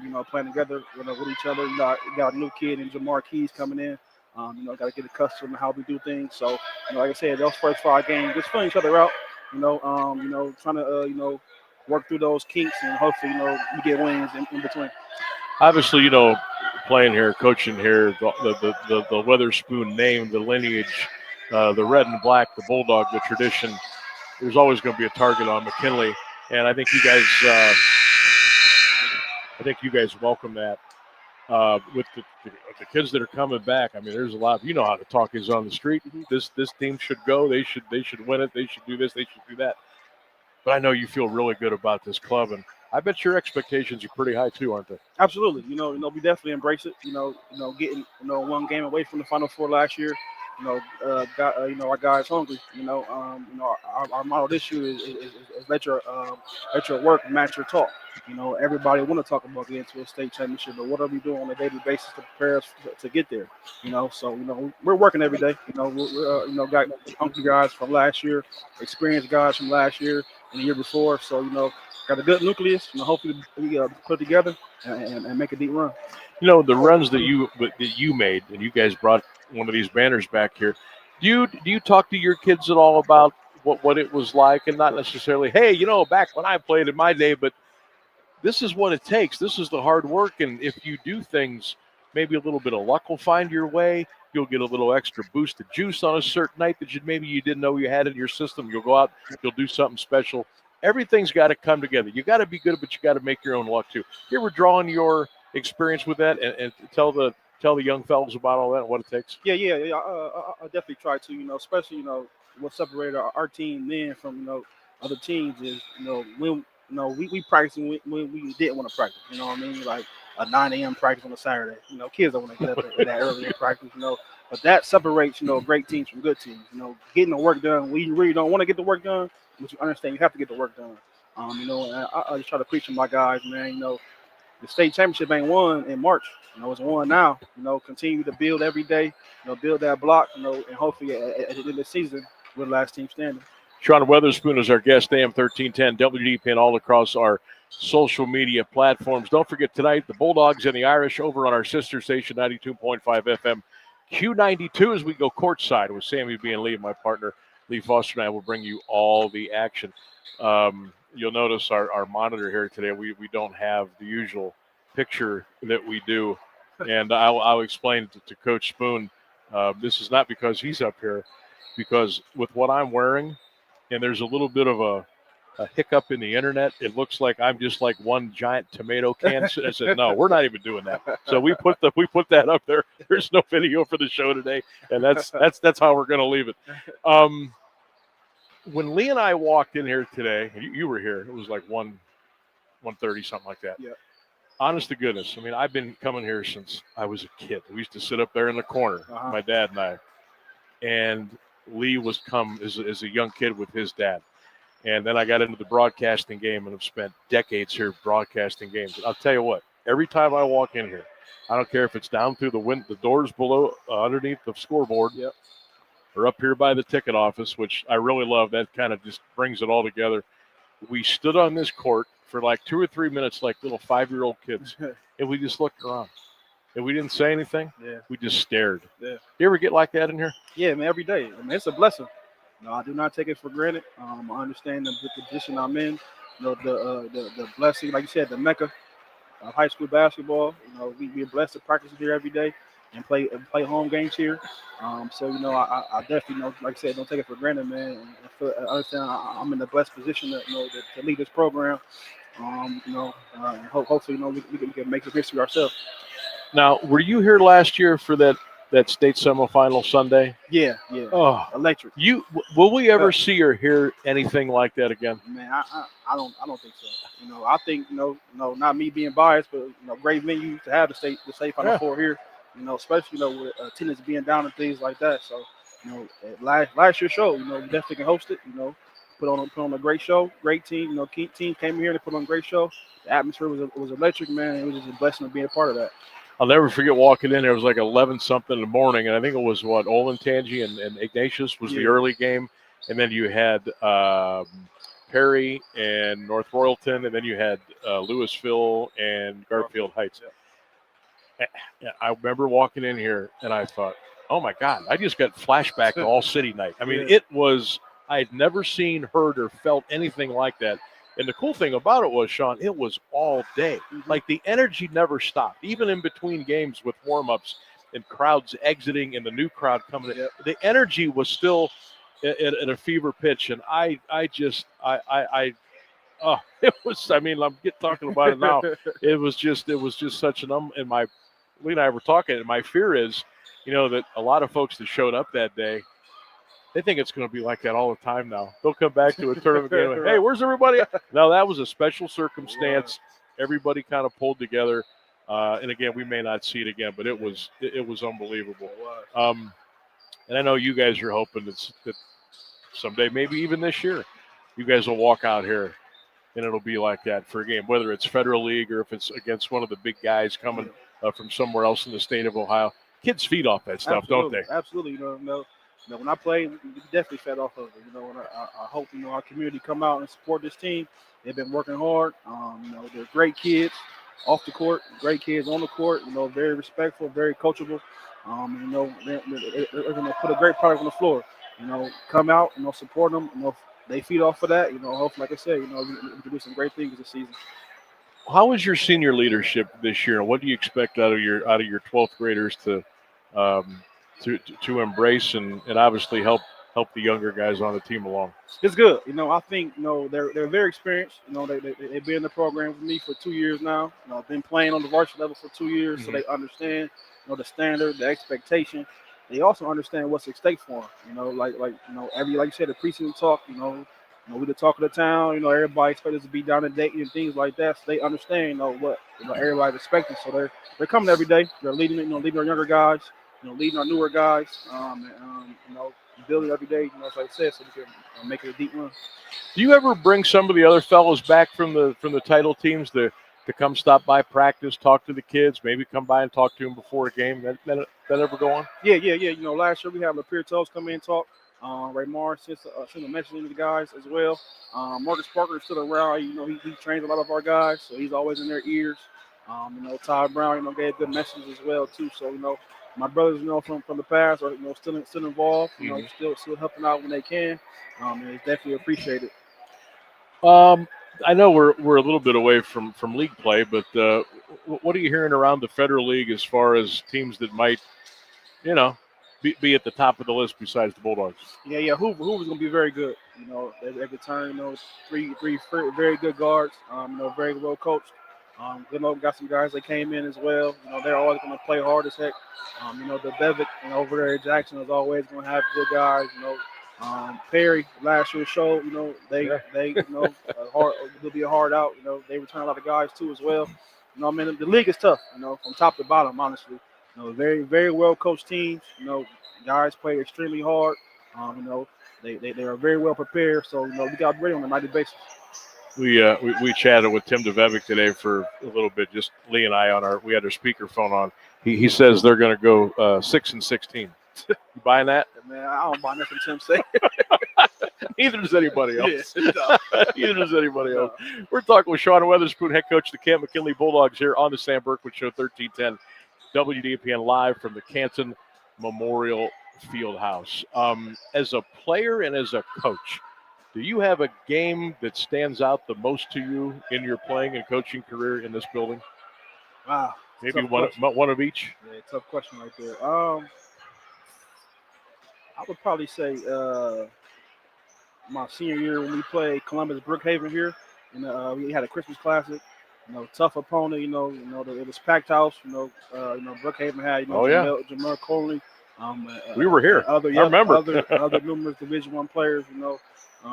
The atmosphere was electric. We played a pretty good game too, and also put the state on notice. We came out and played hard and beat them pretty bad. So, that's definitely one of my great moments.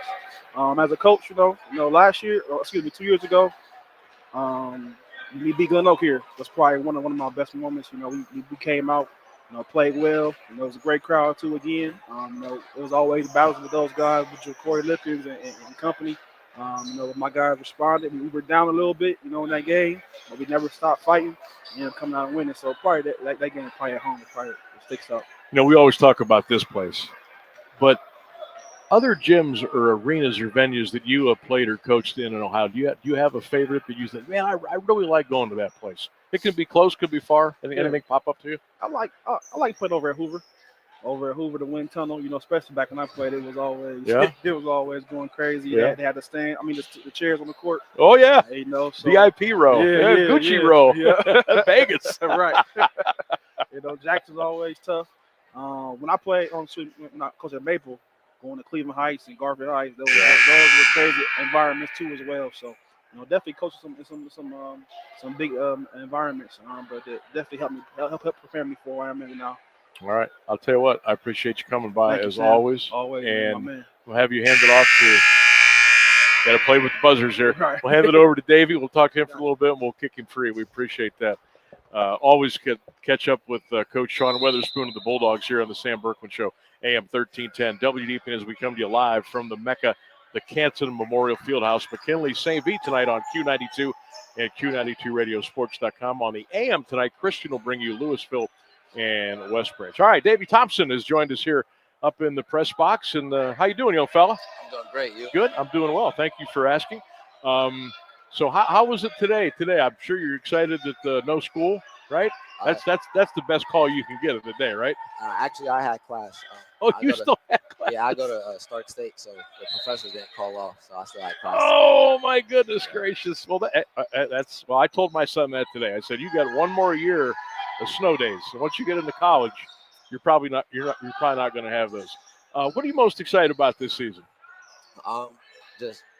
Last year we made it to Elite Eight, one game away from the Final Four, and I feel like as a team we know how far it takes to get there. So we worked this offseason, worked really hard. So I just feel like I'm ready to get back to the tournament, go all the way to state championship, and get us one before I leave. It sounds like a plan. What's your favorite thing about playing basketball? I just fell in love with the work. Going to the gym every day, working on your craft, getting better each day, every game. It's just the work of basketball. I just fell in love with it at a very early age, and it's been working ever since. What has your career been like here at McKinley now as you're a senior? Obviously, you kind of grew up in the program and practicing here at the field house and playing games here and creating great friendships along the way. What's that been like for you? It's been a great experience. I couldn't ask for no better one. I feel like Camp McKinley is a great place to play in all sports. Great history behind it. We got some great players that came through here, great teams. So I just wanted to be able to get us back to that place where we once were. Maybe I can be one of the great players that played here. Yeah. How much of the history, Davey, do you know about the McKinley program, the field house, the great games? And do you and your guys ever sit around and talk about what it could be like for you maybe one day to walk in here and see? Now, I don't see any banners hanging, but they used to have them up here, coming in here and saying, yeah, I was on that team. This is what we did. You guys ever talk about that? Yeah, especially because Coach Boone tells us how it felt when he played. Actually, my dad coached JV when Coach Boone was here, so he tells me a lot of the stories, just practices and how hard working and this feeling of winning. People love winners, and that feeling that you get from it is no better feeling than that. You know, we put the headsets on you, and if I didn't know, I would know who you were. You sound exactly like your dad. exactly like Pops. I'm like, oh my God, it's him. It's the same guy. Getting ready for a team like St. V, which is a power in high school basketball. I know you got a lot of big games coming up too. You got the Federal League. What are some of the teams that you really love going up against? I probably one of them, Jackson. It's just a great environment there. Their people come out. Our people come out for them games. Probably another one, Glen Oak. That's pretty a packed house. Just probably it's close, and we grew up with each other. Most of the kids from Canton, Glen Oak. So yeah, I'll probably say those two. Probably outside of Federal League, St. V. We've been playing them every year since I can remember. Yeah. So that's usually a big turnout game. Yeah. It's been a great series between these two schools. Davey Thompson is our guest. Camp McKinley Bulldogs here, 1310 WDPN, the Sam Bourquin Show. One more, and we'll kick these guys free. Who is your favorite basketball player now in the pros? Do you have one that maybe in college Is there somebody that you try to emulate your game after? Who would it be? That's a hard question because I don't have one specific favorite player. I don't emulate my game after one person. I try to take little pieces from really anybody can see. Yeah, I might take something if I see a fifth grader do a move. I might take that move and add it to my game. It's just when you really love basketball and study the game, you can learn from anybody. Yeah. Can you get up and throw it down? Nah, not yet. I'm close. I'm close. I thought he was going to say yes. Yeah, so, do you have a favorite? Shot. Guys love shooting the threes now. The mid-range game has kind of gone away a little bit. But where do you like to get the ball on the floor? What's your shot? I feel like the shot out is a very high percentage for me is that mid-range shot. Just because I feel like I can knock down the three so teams close out. And when they close out, I'm able to get 1-2 dribbles in the paint. And I'm undersized guard, so there's a lot of trees down there, so it's a little harder. So that mid-range pull-up, it's worked great for me. I had a lot of success with that. Now, I'm checking here real quick now. They got you listed at 5'10". Is that legit? 1 more inch on 5. I grew up at 5'11". Yeah, 1 more inch. Davey, I appreciate you coming up, my man. Stay healthy. Have a great season. Coach, always love you coming up. We appreciate you. We're going to take a break here at the Fieldhouse. Love talking Pups basketball here on the Sam Bourquin Show, 1310 WDPN. We'll be back after the break. Stay with us, everybody. Do you have trouble getting in and out of the bathtub? Are you afraid you'll slip and fall entering or exiting a tub? Safe Step walk-in tubs can transform your bathtub from an area of concern to a calming refuge. Call them today at 1-800-498-2098 and save $1,600. Safe Step walk-in tubs and showers are proudly made in Tennessee and offer an ultra-low step-in, avoiding that difficult climb over a traditional bathtub wall. They also offer a variety of therapeutic benefits that may help soothe your aching muscles and joints, increasing your mobility, boosting your energy, and improving your sleep. Safe Step walk-in tubs are designed to easily fit your existing tub space and are often installed in as little as 1 day. Just dial 1-800-498-2098 today to save $1,600 and receive a free shower package. That's 1-800-498-2098 for a free no-obligation consultation and to save $1,600. Safe Step walk-in tubs. Safety never felt so good. High school basketball is on AM 1310 WDPN all season long. Brought to you by SARTA. I'm Christian Bigglesworth, calling boys and girls action from around the Eastern Buckeye Conference, the Alliance Aviators, the Marlington Dukes, and the West Branch Warriors. And this year, listen live and free on the AM 1310 WDPN Facebook and X pages and the Q92 YouTube channel. High school basketball, powered by SARTA on AM 1310 WDPN. Teachers are dynamic leaders, shaping a new generation.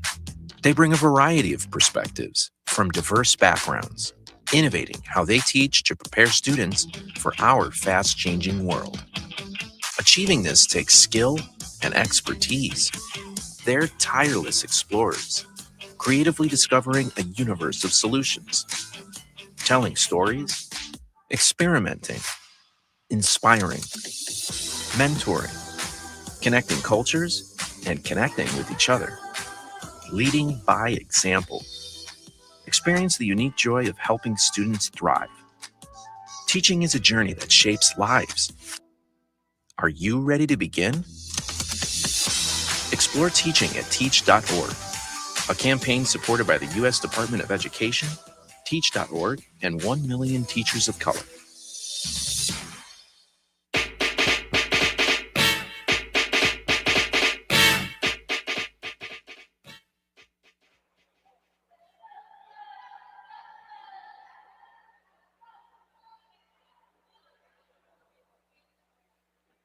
Where'd you go, Bill Biv DeVoe? Where'd you go? Welcome back to the Sam Bourquin Show. And now you know. Okay. 330-904-7088 is our text number. Want to thank head coach Sean Weatherspoon and Davey Nelson for joining us on the broadcast today. Don't forget tonight on our FM 92.5, that's Q92 Radio. And, of course, Q92radiosports.com, X, Twitter, all that. Akron, St. Vincent, St. Mary, Kent McKinley, live here from the Fieldhouse. That'll be on Q92 tonight, right here on AM 1310 WDPN. Christian will bring you the call as Louisville will play West Branch. That will be at 7 o'clock tonight. And that, of course, is right here on AM 1310 WDPN. I think McKinley's going to be really good this year. I really do. And you know what? They should be. They are loaded. This team is loaded. I will tell you that with the guard play that they have, the wings that they have, guys that can come out and jump out and defend guys on the wing, and then guys that can go down low. You heard Davey Thompson talking about down there that there's some big trees down there. McKinley's got guys that can go down there and they can bang. And I really think this team's going to have a nice run. If they stay healthy, I mean, Javion Carter, Anthony Shavers, DJ Britt, Ed Webster, Davey Thompson, Demir McClellan, Jamar Keys, a transfer in from St. Tom, Jaden Nelson. I mean, we got guys that are 6'5", 6'5", 6'8", 6'5", 6'3", 6'4", 6'4". And again, I just think, and the makeup of the team, you've got 1, 2, 3, 4, 5, 6, 7. Wow, they got 7 seniors on this team. Juniors, they've got 4, and they've got a handful of sophomores. So a really good nucleus, a really good mix. And I think between the Federal League schedule and the non-conference games McKinley's going to play, I really think that they could be loaded for bear and be ready to make a long run. Remember last year, people forget because of all the excitement with Perry and Louisville making it all the way to the state championship game, people forget McKinley was 1 game away. 1 game, we were 1 game away from having somebody play in Dayton last year in the state championships in Division 1, 2, and 3. But McKinley ran into a buzzsaw last year up at Kent in the regional final and came up a little short. But they'll draw on that experience. They've added the 6'8" kid, Jamar Keys, who will bring something different to this club. Coach Spoon will have him ready to go.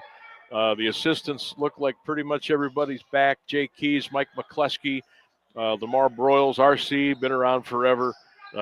Julian Wesley, Sean Moore. So, I mean, I think the ingredients are here. The talent is here. I think the coaching is here. The schedule to prepare them is here. I think McKinley's going to have a fantastic season. I'm not going to put the hex on them or anything like that, but I really think that they're a lock to get back to a regional championship game. And this year they're going to have to try to, break that door down if they want to go to UD. And I think they've got the ingredients to do it. Okay, we're going to step out. We'll take a break here at the Fieldhouse. We'll come back. 1 more big hour to go. And then hoops coming up a little bit later on tonight here on 1310 WDPN. And, of course, over on FM on Q92. Hope everybody's staying warm. Hope all of you are staying safe. And we appreciate you joining us here on 1310 WDPN. Stay with us. More to come after the news. It's the Sam Bourquin Show, live from the Fieldhouse. News, weather, sports, local information, and music 24 hours a day. This is AM 1310 WDPN Alliance. ABC News, I'm Michelle Franzen. An Afghan national accused in the shooting death of 1 National Guard member and injuring another last week after an ambush-style attack was formally charged today on murder and assault charges. The brief court hearing had Ramanullah Lakhanwal appearing remotely from his hospital room. Through an interpreter, he told the judge he cannot open his eyes and he has pain in his ear. His court-appointed attorney entered a not-guilty plea on charges of first-degree murder, assault, and weapons violations. A D.C. police affidavit says Lakhanwal was heard to shout Allahu Akbar as he fired his 6-shooter revolver at a group of National Guards, striking 2 of them.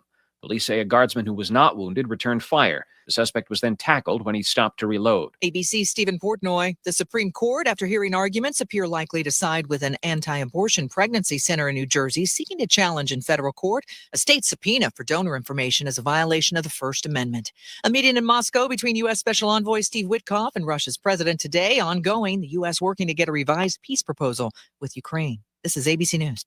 Progressive knows there are some surprisingly expensive things in life, like frames. Because you found a classic 70s concert poster.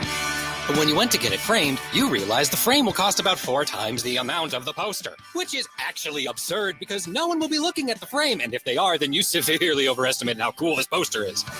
But then you remember by switching your home and auto to Progressive, you could save hundreds and put it towards a classic 70s concert poster in an absurdly overpriced frame. Progressive Casualty Insurance Company, affiliates, and other insurers. Not available in all states. Find the most wonderful gifts at Macy's Friends and Family Sale with incredible deals on our best brands like Donna Karan, Avec La Fille, Calvin Klein, and more, all at 30% off. Plus, take 15% off beauty and fragrance from Lancôme, Clinique, and Yves Saint Laurent. Or Star Rewards members can earn $20 in Star Money for every $100 spent on eligible brands. Going on now, only at Macy's Friends and Family Sale. Savings off regular and already reduced prices. Exclusions apply. Now, the latest Alliance area news from Jeff Mears on AM 1310 WDPN. Good afternoon, it's 5:02. A homeless woman has been arrested for cruelty to companion animals. 58-year-old Lois Alt was taken into custody in the 1000 block of Nantucket Circle after Alliance police found 11 animals living in her car during a winter advisory Monday night. Investigators say the vehicle was in deplorable condition with little food or water and urine and feces throughout. Alt's arraignment is scheduled for Friday in Alliance Municipal Court. Slippery roads caused numerous minor accidents during the region's first significant snowfall of the season. The National Weather Service reported 3 inches in Alliance and Canton between Monday night and late this morning, and 3.5 inches at Akron-Canton Airport. According to ODOT, 275 crews were out plowing and salting roads across Northeast Ohio. Motorists were urged to give plow trucks room to work safely. There's a new law director for the city of Alliance. Andrew Selwa was sworn in by Municipal Court Judge Andy Zumbar at Monday's council meeting. He lives in Alliance and works as a prosecutor for Portage County Municipal Court. Selwa ran unopposed in last month's election and takes over for Caitlin Wire, who did not seek re-election and recently resigned. In other business, council approved 4 appointments: Amy Miller to the Green Commission, Jason Smith and Sarah Mastriani to the Shade Tree Commission, and Tanette Knowles to the Community Planning and Development Committee. Each will serve a 3-year term. North Canton City Council has elected David Matheny as its new president. The 4-2 vote came during council's organizational meeting Monday, with Holly Pierpont abstaining. Christina Wyrick was also chosen council vice president in a 4-3 vote. The new 2-year term began with the swearing in of 3 new members: Pierpont, Jeffrey Stalker, and Andrew Pratt, all elected last month. Matheny replaces Stephanie Warren, who lost her re-election bid. The council president serves a 1-year term and becomes mayor if the office is vacant, as happened earlier this year when Matthew Stroya moved into the role. The Stark County Sheriff's Office has received more than $630,000 in federal traffic safety grants. Sheriff Eric Weisburn says the funding, awarded by the Ohio Traffic Safety Office, will support impaired driving and speed enforcement, a traffic safety prosecutor, the Safe Communities Program, and the County OVI Task Force through next September. Stark County area transportation study data shows impaired driving, speeding, and failure to yield remain the leading causes of deadly crashes in Stark County. Weisburn says the money will help increase high visibility enforcement and boost seatbelt and child safety seat use to save lives. An East Liverpool man has been sentenced in Columbiana County Common Pleas Court for gross sexual imposition. Monday, 20-year-old Brett Thompson received 18 months in prison and 5 years of probation and must register as a Tier 1 sex offender for 15 years. Thompson entered an Alford plea, acknowledging the prosecution had enough evidence to convict him while maintaining his innocence. He was originally charged with 4 counts of rape. According to a secret indictment issued last January, Thompson allegedly compelled a woman by force or threat of force to sexual conduct over a 2-day period in October 2023. The Columbiana County Sheriff says the death of a Middleton Township woman is no longer considered suspicious. Deputies found 36-year-old Miranda McPherson at a home on Quay Road Saturday afternoon. An autopsy was completed Monday, and investigators are now awaiting toxicology and other test results to determine her cause of death. Sheriff Brian McLaughlin said today that no injury caused McPherson's death. A woman has died following a 3-vehicle accident in Youngstown. Police say she was the driver of one of the vehicles involved in a Saturday night incident on the Madison Avenue Expressway near Wirt Street. 3 people were taken to St. Elizabeth Health Center after the crash, and 1 vehicle caught fire. The victim's name has not been released. A woman convicted of child endangering and domestic violence has been sentenced to 3 years of probation, including 8 months in the Mahoning County Jail. 51-year-old Stacy Gilmore of Youngstown was found guilty in October of unlawful restraint, domestic violence, and 2 counts of child endangering. The sentence issued today includes credit for more than 180 days already served and a no-contact order with the child. The charges stem from a 2023 Boardman police investigation after the child was found alone at Target reporting abuse at home. Any violation of probation could result in a 3-year prison term. Gilmore plans to appeal. Jacob Hall, a 33-year-old corrections officer, is in stable condition after an officer-involved shooting Sunday night in Austintown. Police responded to Hall's home on North Yorkshire Boulevard after reports of suicidal and homicidal threats. None of the officers involved were injured. According to WFMJ-TV, Hall's wife said the incident was a suicide attempt and he did not intend to harm anyone else. The Ohio BCI has taken over the case. Core Civic, which operates the Northeast Ohio Correctional Center where Hall works, says it is gathering information and will take appropriate action. Youngstown Catholic Diocese and Ursuline High School officials have formally responded to allegations they concealed a culture of hazing within the school's football program. In their denial of the accusations, officials said after learning of a complaint by the parent of one student in June of this year, they opened an internal investigation, notified Child Protective Services and Youngstown Police, preserved evidence, and issued discipline in accordance with the school's code of conduct. The plaintiffs allege the administration knew of similar abuse 3 years earlier, which the defendants deny. WFMJ-TV reports the officials filed the report in federal court Monday. Trumbull County officials will face trial on state law claims related to the 2022 arrest of Commissioner Nikki Frenchko. A federal appeals court has ruled that Frenchko can proceed with civil conspiracy and false arrest claims against former Sheriff Paul Monroe, 2 former commissioners, and the 2 arresting deputies. The judges noted a jury could reasonably infer the officials acted in bad faith and plotted the arrest. However, the same court overturned a lower judge, ruling today that Trumbull County deputies had probable cause to arrest Frenchko for disrupting a county meeting. A lower court must now determine if the deputies arrested Frenchko for her protected speech rather than her conduct. Charges stemming from a July 2024 Girard police investigation led to a sentencing in Trumbull County Common Pleas Court today. 29-year-old Zachary Seidner of Columbiana was convicted of 2 counts of illegal use of a minor in nudity-oriented material. He was sentenced to 3 years of probation after pleading guilty in the child sexual abuse material case. According to the county prosecutor's office, Seidner has been declared a Tier 1 sex offender. He must register with the sheriff's office once per year for 15 years. The suspect accused of killing Cleveland police officer Jamison Ritter and his grandmother now has a competency restoration deadline. 26-year-old Delonte Hardy was ordered to Central Ohio Behavioral Health Care last September to determine if he can be restored to stand trial. Judge Ashley Kilbane set the deadline for February 20th after extending his restoration time by 7 months due to rare circumstances, including his refusal to take medication. Hardy is accused of shooting his grandmother in June 2024 and fatally shooting Officer Ritter days later. Court documents also note that Hardy ingested a drug-laced substance in April, and the judge ordered officials to report how this may have affected his competency restoration. Former Cleveland Browns legend Bernie Kosar has been discharged from University Hospitals for the second time. He returned to the hospital Sunday after receiving a life-saving liver transplant November 17th. Kosar received the organ from Bryce Dunlap of North Olmsted, who died due to complications from a brain injury. In a social media post today, Kosar thanked Dunlap's family and called the transplant a great gift. He said he plans to focus on recovery, noting the importance of staying calm and careful during the first 90 days post-surgery. Taking a look at Wall Street, the Dow Jones Industrial Average closed today at 47,474, up 185 points. The Nasdaq Composite ended the day 138 points higher at 23,413, and the S&P 500 closed at 6,829, up 17 points. It's 31 degrees in Alliance at 5:09. This is the local edition of WDPN News. I'm Jeff Mears. Here's Mark Johnson's forecast on AM 1310 WDPN. All right, roadways are getting cleared off. Snow is pretty much done, maybe a flurry through the afternoon, otherwise cloudy, 34 degrees for the high. Overnight, a mainly cloudy sky, cold and quiet, our low in the lower 20s. I am Mark J. Weather from 3 News. Live from the AM 1310 WDPN studio, it's time for live and local sports talk. It's the Sam Bourquin Show. I'm ready. Give the show a call at 330-821-1310. Good call, meatball. Watch the Sam Bourquin Show on the AM 1310 Facebook page, the Q92 YouTube page, and on X. This is the Sam Bourquin Show on AM 1310 WDPN.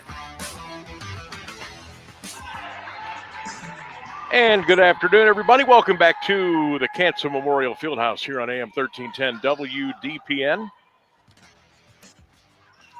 It is the Sam Bourquin Show on a snowy, cold Tuesday here in Northeast Ohio. Boy, we had a wild morning, didn't we? Schools calling off by the truckload. Games being canceled tonight.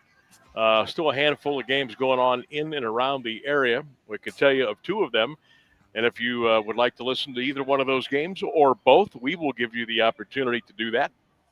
Tonight here on AM 1310 WDPN, Christian will have the call of Louisville at West Branch. So the Warriors and Leopards will get together. And then over on our sister station tonight, Q92 Radio, that's 92.5 FM, you can join myself and my partner Lee Foster as we go courtside on Q92 as Kent McKinley will take on the Irish of Akron St. Vincent St. Mary. So we got you covered tonight, AM Hoops, FM Hoops, and a couple of good matchups tonight as well as we bring you, well, this is our opening night, and we're going to be with you every Tuesday and Friday throughout the high school basketball season here on AM, WDPN, and FM on Q92. We'll be with you all season long. A couple of great matchups each night throughout the year.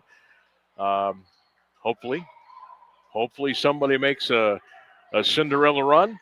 Maybe the Camp McKinley Bulldogs are that team. Maybe the Hoover Vikings in Division II could be that team.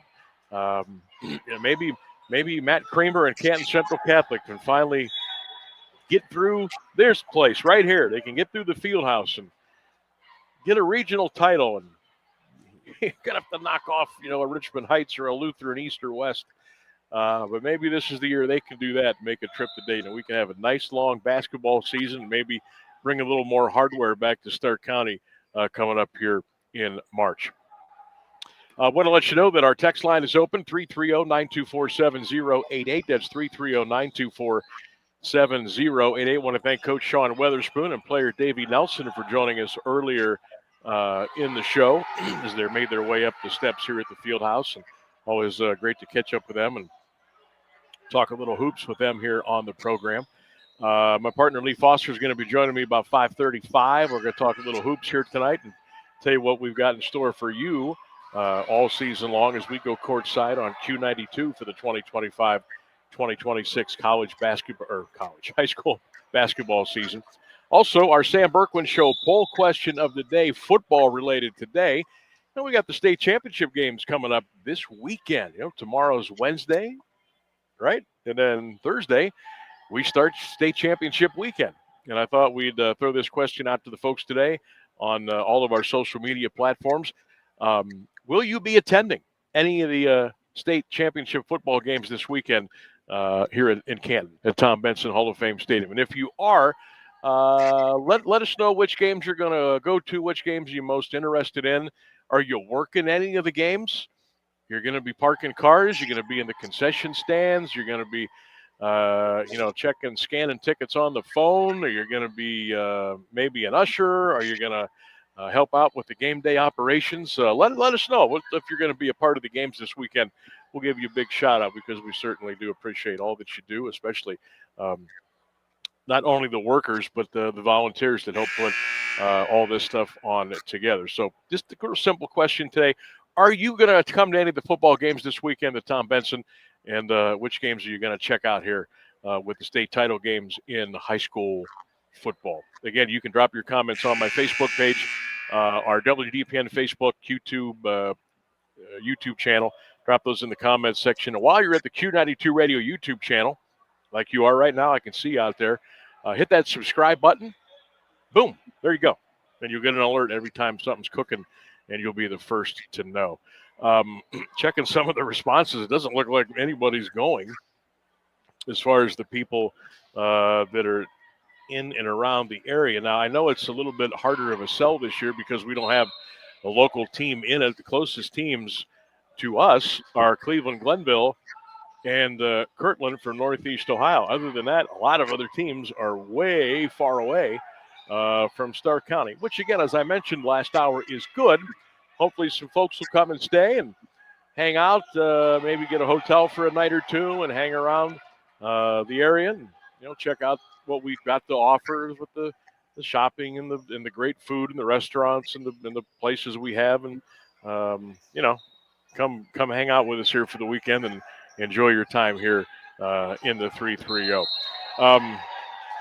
If you're saying, wow, what's all that noise going on in the background? Well, as I mentioned, we are broadcasting live from the Canton Memorial Fieldhouse today. We're going to be doing this all year. We'll be broadcasting our show from the gymnasiums of the home school that we'll be covering that night every Tuesday and Friday. So right now you got St. Vincent St. Mary, McKinley.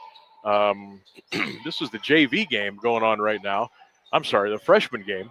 And the JVs will hit the floor at 5:30, and the varsity will hit the floor around 7 o'clock tonight. So that's why we got a little noise in the background, but there's nothing wrong with that. Get you ready for little hoops coming up later tonight, all across 1310 and Q92. All right, let's see here. Joseph says, I'm not going to any games this weekend, Sam. It's too cold. I'll be watching them on TV.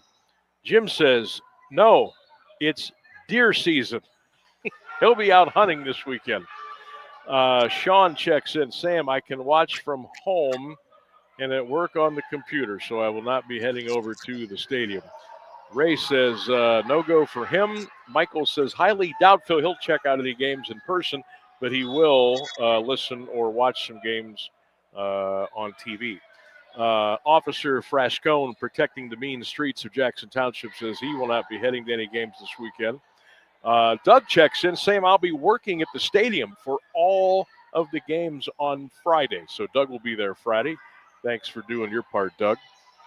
John says, nah, not going. Eric says, nope, parking is too difficult, not going. George says, probably not, but I will stream a few games that I'm interested in. So an overwhelming early on, folks will not be going. But I'm going to throw that question out there to you. Do you think you might attend any of the state championship games at Tom Benson this weekend? Any of the high school football games? Are you going to go Thursday, Friday, Saturday? Any games that you're particularly interested in? Or like I said, are you going to be maybe working some of the games this weekend? Let me know. Drop those comments and we'll get those on the air. Lenny on Facebook says, Sam, I see your picture of the field house on your Facebook feed. It looks like you are right at home. Absolutely. Love coming here. Since I was a little whippersnapper. I think the first time I stepped foot in the field house, I was probably 8, maybe. Probably 7 or 8 years old. And I was probably with my parents. My sister may have been along with us. I'm not sure if she was coming to those games or not. But we would be here, and we would be, as I'm sitting up in the press box, we're about mid-court here. I'm looking right down at across is the scoreboard table here. We would be in the caddy corner. I don't even think do they number sections here? Yeah, they do. We would be in section, 5, 6, which would be probably like section 7. We'd be caddy corner, and I'm guessing we would probably be up about 6 or 7 rows, and that's where we would camp out, and we would watch the Bulldogs, we'd watch the Timpton Trojans, and I would spend, I would say from when I was 7 years old all the way up to probably 14. I spent almost every weekend here at the field house watching basketball, and it was ingrained in me at an early age. And I couldn't play; it was too slow, I couldn't play basketball. I played junior high. I played my freshman year at Canton Central Catholic, and I quickly learned that basketball was not going to be my way through life. So I just kind of concentrated on baseball at that point and thoroughly enjoyed that. But, I wish I could have played hoops. I watched these guys go up and down the floor and the grace and just the beauty that they throw the ball around and pass the ball and shoot. And I just, what a gift. I wish I could have, but that was not for me. I was not cut out to be a basketball player. But I surely wish I could have been better than I was, for sure. But this place here, a lot of memories here for me, and I know a lot of you when you come in here to this building and you grab your seat, you get your, when you walk in here nowadays, the smell of popcorn when you walk in, right? They got the red and white striped box. They stuff that thing full, and of course, it costs a hell of a lot more now than it did. But it's one of the when you walk in here, you're like, it's the field. You could put a blindfold on me, and I could walk in the front doors. I would know I'm at the field house, and it's such a great place. And whether you come here to watch games now, whether you came here in the 70s, 80s, 90s, 2000s, when it was rocking with Coach Hoover and the Bulldogs were going back to back with Raymar and Marcus Parker and David White and Spoon and the gang. Those were special days too. But just anytime you'd ever come to the field house, it was always something. And back when they played the double headers, remember when they would play the games at 7:15? They would start, right? The games would start at 7:15, and then the nightcap would usually tip at about 9 o'clock because they had the McKinley-Timken doubleheaders. And most of the time, Timken would be the 7:15 game, and then the Pups would come out and play at 8:45, 9 o'clock. Those games never started at 8:45. They were usually 9 o'clock, 9:15. You know what? Nobody cared. This place was packed. Nobody cared what time the game started. Nobody cared what time they got out of here. And when people did leave these games, they left the field house at probably like 10:45 or 11. They would go eat, like to a restaurant. The restaurants, remember, a lot of you don't know, restaurants and they used to stay open till 2 o'clock in the morning. Not just the bar, but you could go. I remember we would go to the Four Winds and Campos and Lucia's till 1, 2 o'clock in the morning. And we would just sit there. And then we'd go home. It was like 2:30 in the morning. But that's the way it was back then. That's the way it was. Now everybody wants to close early and get home. And I don't know. It's different. It's just different. But boy, the glory days of the field house, man, you can't beat those. 24 minutes past the hour. We're going to take a break here on the Sam Bourquin Show. AM 1310 WDPN. Text line open 330-924-7088. I'll check all the socials during the break, and we'll come back with more on 1310 WDPN live from the Mecca, the Canton Memorial Fieldhouse. Stay with us, everybody. What does it mean to live here, serve here in the Ohio Army National Guard? It means I can attend college full-time and not have to take out student loans to pay for my tuition. It means I can work my civilian job during the week and support my state and nation in times of need. You too can live here, serve here as a member of the Ohio Army National Guard. Learn more about part-time service with full-time benefits at nationalguard.com/OH. Sponsored by the Ohio Army National Guard in coordination with the Ohio Association of Broadcasters and this station. Do you have trouble getting in and out of the bathtub? Are you afraid you'll slip and fall entering or exiting a tub? Safe Step walk-in tubs can transform your bathtub from an area of concern to a calming refuge. Call them today at 1-800-498-2098 and save $1,600. Safe Step walk-in tubs and showers are proudly made in Tennessee and offer an ultra-low step-in, avoiding that difficult climb over a traditional bathtub wall. They also offer a variety of therapeutic benefits that may help soothe your aching muscles and joints, increasing your mobility, boosting your energy, and improving your sleep. Safe Step walk-in tubs are designed to easily fit your existing tub space and are often installed in as little as 1 day. Just dial 1-800-498-2098 today to save $1,600 and receive a free shower package. That's 1-800-498-2098 for a free no-obligation consultation and to save $1,600. Safe Step walk-in tubs. Safety never felt so good. And we're live here outside the Perez family home, just waiting for and there they go. Almost on time this morning. Mom is coming out the front door strong with a double-arm kid carry. Looks like Dad has the bags. Daughter is bringing up the rear. Oh, but the diaper bag wasn't closed. Diapers and toys are everywhere. Ooh, but Mom has just nailed the perfect car seat buckle for the toddler. And now the eldest daughter, who looks to be about 9 or 10, has secured herself in the booster seat. Dad zips the bag closed, and they're off. But looks like Mom doesn't realize her coffee cup is still on the roof of the car. And there it goes. Oh, that's a shame. That mug was a fam favorite. Don't sweat the small stuff. Just nail the big stuff, like making sure your kids are buckled correctly in the right seat for their age and size. Learn more at nhtsa.gov/the right seat. Visit nhtsa.gov/the right seat. Brought to you by NHTSA and the Ad Council.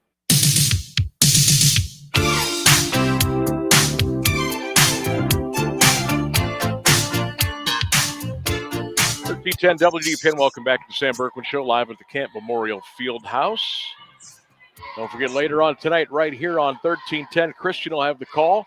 Louisville and West Branch at 7 o'clock. My partner and I, we will be over on Q92, 92.5 FM as we go courtside as Kent McKinley will take on Akron St. Vincent St. Mary. We got you covered tonight. Double hoops, both stations, 1310 WDPN and 92.5 FM Q92. Coming up here in about 90 seconds, we're going to have On This Day in Sports History. I want to thank Sean Weatherspoon and Davey Thompson for joining us earlier in the program. I've been able to finagle some of the comments off of YouTube. I had to blow them up to the size where I could read them. Mike says, Sam, $16 for a state championship game. Gee whiz. Thomas says, hey, Sam, it's the Tuesday after the game, and Michigan still sucks. Love it. Henry checking in with us today. He says, Sam, I'm going to be at all of the state championship games this weekend over at Tom Benson Hall of Fame Stadium. So that's your poll question today. Are you going to attend any of the games? And if you are, which ones are you going to be going to? If not going, you're going to be working any of the games. I know a lot of you may be helping park cars, doing some security, working in the concession stands, checking tickets on the phones, parking cars, all those different things. If you're going to be in any way involved in the big weekend, give us a holler, and we'll give you a little shout-out on the show. As state championship weekend begins on Tuesday night at 7 o'clock, 3 games on Friday, 3 games on Saturday, all at Tom Benson Hall of Fame Stadium. And again, the 2 closest teams for us are Cleveland, Glenville, and Kirtland from Northeast Ohio. Other than that, a lot of folks are going to be making putting some miles on the old car, right? So we welcome you all to town. But again, if you're going to go check out some games this weekend, let us know. Drop your comments on all of our social media platforms. All right, let's hit it. Let's get on this day in sports history. On this day in 1984, Dan Marino of the Dolphins threw his 40th touchdown pass of the season. On this day in 1988, how about this? ESPN aired its 10,000th Sports Center, making it the most televised cable program in history. On this day in 1996, Clyde Drexler of the Houston Rockets became the 4th NBA player to reach 2,000 career steals. Oh, remember this one. 1997, Latrell Sprewell's $32 million contract was terminated by the Golden State Warriors. The termination came one day after Sprewell assaulted head coach P.J. Carlesimo. That is On This Day in Sports History. We'll break for the news and come back with more. WDPN.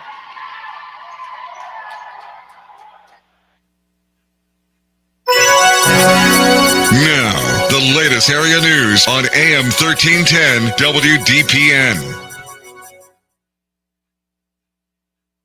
Good afternoon, it's 5:30. Defense Secretary Pete Hegseth cited the fog of war in defending a follow-up strike on an alleged drug-carrying boat in the Caribbean Sea earlier this year. During today's cabinet meeting at the White House, Hegseth said that he did not see that there were survivors in the water when the second strike was ordered and launched in early September, saying that the thing was on fire and citing the fog of war in defending the strike. Hegseth also said he didn't stick around for the remainder of the mission following the first strike and said that the admiral in charge had made the right call in ordering it, which he had complete authority to do. The Afghan national accused of killing one member of the West Virginia National Guard and wounding another has pleaded not guilty to first-degree murder, assault, and firearms charges. A D.C. judge has ordered him held without bond. ABC News national correspondent Stephen Portnoy has the latest. An affidavit filed in D.C. Superior Court says the suspect was heard to scream Allahu Akbar as he fired his 6-shooter revolver toward a group of National Guardsmen.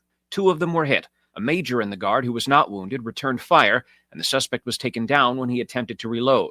Ramanullah Lackenwall appeared in court remotely from his hospital room. His court-appointed attorney entered a not guilty plea on his behalf.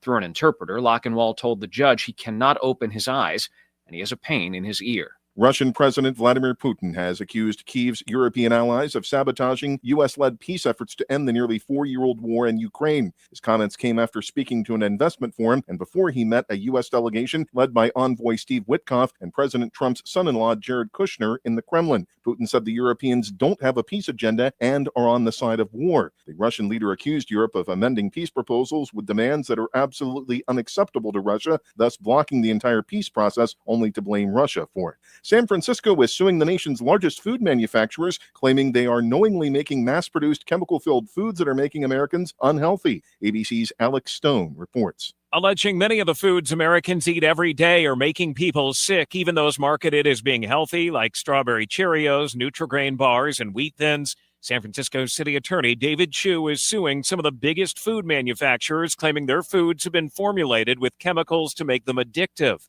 while making Americans unhealthy and putting the healthcare costs on the public. We have reached a tipping point in the scientific research about the harm of these products. He alleges the food industry learned from tobacco how to make certain foods addictive without consumers' knowledge in order to increase profits. Alex Stone, ABC News. In response, the Food Industry Trade Group says that the brands have introduced new products that reduce sugar and sodium and no synthetic color additives. It's 31 degrees in Alliance at 5:32. This is WDPN News. I'm Jeff Mears. Meteorologist Mark Johnson has the latest forecast on AM 1310 WDPN. Quieter weather for your afternoon, maybe a flurry here or there. Cloudy for the most part, a high at 34 degrees. Overnight, mainly cloudy skies, cold, our low 21. I am Mark J. Weather from 3 News.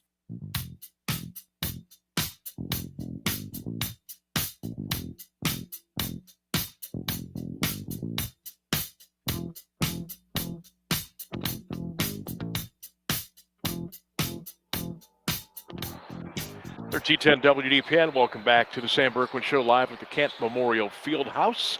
We'll be with you until 6 o'clock tonight, and then I'll be jumping over with Lee on Q92. That's 92.5 FM, Q92radiosports.com, all the social media platforms tonight as we bring you Camp McKinley and St. Vincent St. Mary live here from the Fieldhouse.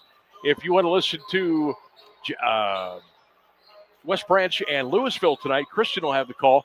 All the play-by-play right here on AM 1310 WDPN and all the social media platforms as well. So we got you covered tonight. Hoops on AM, Hoops on FM. Make sure you're checking us out on all of our social media platforms, X, Twitter, Facebook, YouTube, throughout the night. There'll be some cool stuff up there. And also you want to give us a look on At Courtside with Sammy B. and Lee on Instagram and X as well. We've got some cool stuff coming up there for you tonight. Thanks to Coach Spoon for coming up. Thanks to Davey Thompson for coming up earlier in the program. Shout out to Rainsburg, doing a great job back on the studios of Smith Avenue here this afternoon. Thanks to all of you for listening and dropping your comments on our socials today. We appreciate that. We had to scramble today. Had to get out the old egg beater this morning, and people were making calls and sending emails and texts, and we got it all pulled together. So we're good. We're making the main thing, as Coach Antonio would say, and so we're very happy to be here and getting ready for some hoops tonight. Also, want to remind you, tomorrow we'll be back in studio at 3 here on 1310 WDPN. Friday I will be doing my show.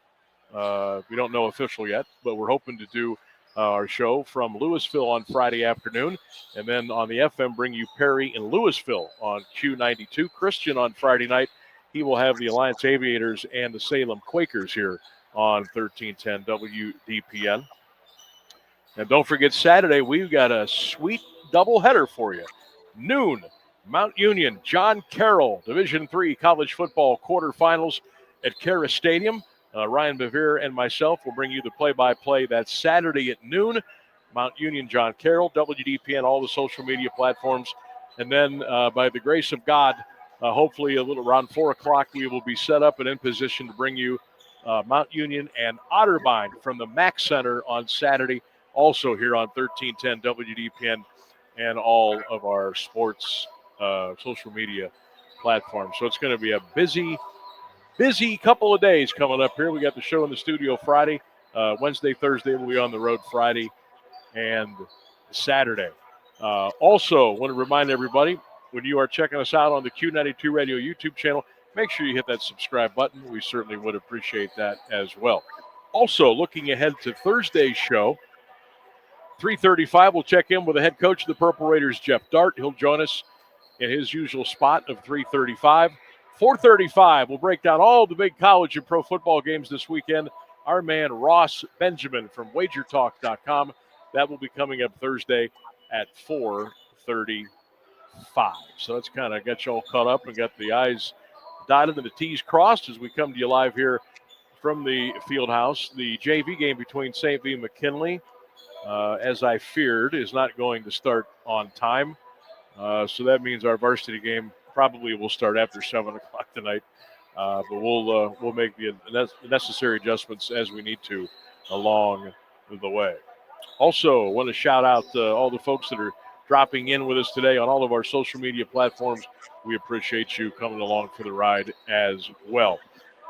Cavaliers, a nice win last night on the road. Donovan Mitchell went for 43 as the Cavs took out the Pacers last night in Indianapolis. They had a busy week for the Cavs. Tomorrow night they're home against the Portland Trailblazers. Friday they're home against the San Antonio Spurs.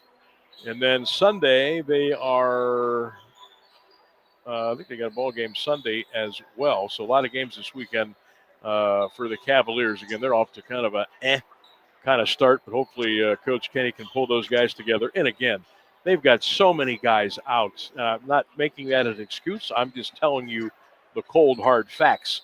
When you've got a starting five for a possible another team that's sitting on your bench, sometimes that makes things difficult. And last night, no Jared Allen, no Darius Garland, no Max Strus, no Sam Merrill, no Lonzo Ball, no Larry Nance Jr. Hey, come on. 1, 2, 3, 4, 5. That's 7 guys that you did not have the services of last night. So Hunter and Wade and Mobley and Mitchell and Tyson and Tomlin and Porter and Proctor and Bryant and Travers, those are the guys that had to bring it home, and they did last night as they beat Indiana 135-119. NFL last night, the Patriots hammered the Giants 33-15. Don't look now, but the pride of Walsh Jesuit and the Ohio State Buckeyes, Mike Vrabel, holy cow, he's got the Patriots at 11-2 on the season. Eat your heart out, Bill Belichick. Sports tonight, a lot of college basketball. There are a handful of pretty good games tonight. Number 13, Tennessee will be at Syracuse. Iowa will play Michigan State at the Breslin Center. Hey, by the way, did you see that Tom Izzo yesterday announced he's going to be retiring at the end of this college basketball season? Too much transfer portal, too much NIL. And I don't blame Coach. He didn't sign up for that stuff. He's out. Missouri battles Notre Dame tonight. UConn will be at Kansas at 9 o'clock at the Fog Allen Fieldhouse. That should be a lot of fun. Also tonight at 9:30, number 16 North Carolina will be at number 18 Kentucky. Again, the Cavaliers are off tonight. They'll be back in action tomorrow. My partner Lee Foster has joined me here live at the Fieldhouse. We will be with you on our FM tonight, Q92, courtside with Sammy B and Lee as the Pups take on the Irish of Akron, St. Vincent, St. Mary. And when we walk out of this place, last March, it was a Sunday. Some of the papers are still here. Still here. Garfield Nothing Heights. changed. Garfield Heights, Louisville, right on the floor, right where we left it. Nothing has changed. Some of the napkins are still on the floor. I think I see my Slim Jim wrapper still in the trash can. Oh, my gosh. But I've talked a couple times today about what a day that was. And I even said today when you and I walked in downstairs, you know, we've been here a million times. Wow. Over our decades of living and breathing. And we walked in here and we just kind of stood. We looked around like little kids, you know? I take it all in with a deep breath, and you're like, whoa, this is really it. Yeah. It's really it. It's you know, the stories grow, the legends grow. And what I love about this place, I forget the year they built it. It is kept everything that was always here. They've made some improvements, obviously, to the concourse, the walking area, the trophy cases, the murals, the pictures you can see as you look through some Jumbotron. of the Jumbotron here, obviously.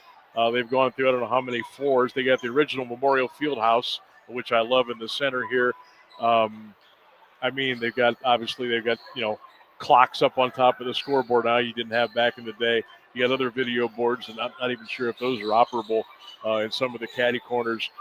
But they kept the Fieldhouse flavor. They've just updated it and kept it current, and there's no place like it. It's electric. It's nostalgia, it's history, it's new school, old school. It's everything in one. And were you here when St. V played when Shaq came to watch LeBron? Yep, he was in a blue sweatsuit. He was right over there in Section 5. Yep, he was right sitting behind right there. the home bench. Yep. So I walked in the bottom door, said hi to my guy, Chet. He always opens the door for me. I walk up the steps, and there's Romeo Travis and Sheon Cotton. Yeah. And I'm like, so I walk up and say hi. Romeo's an assistant coach.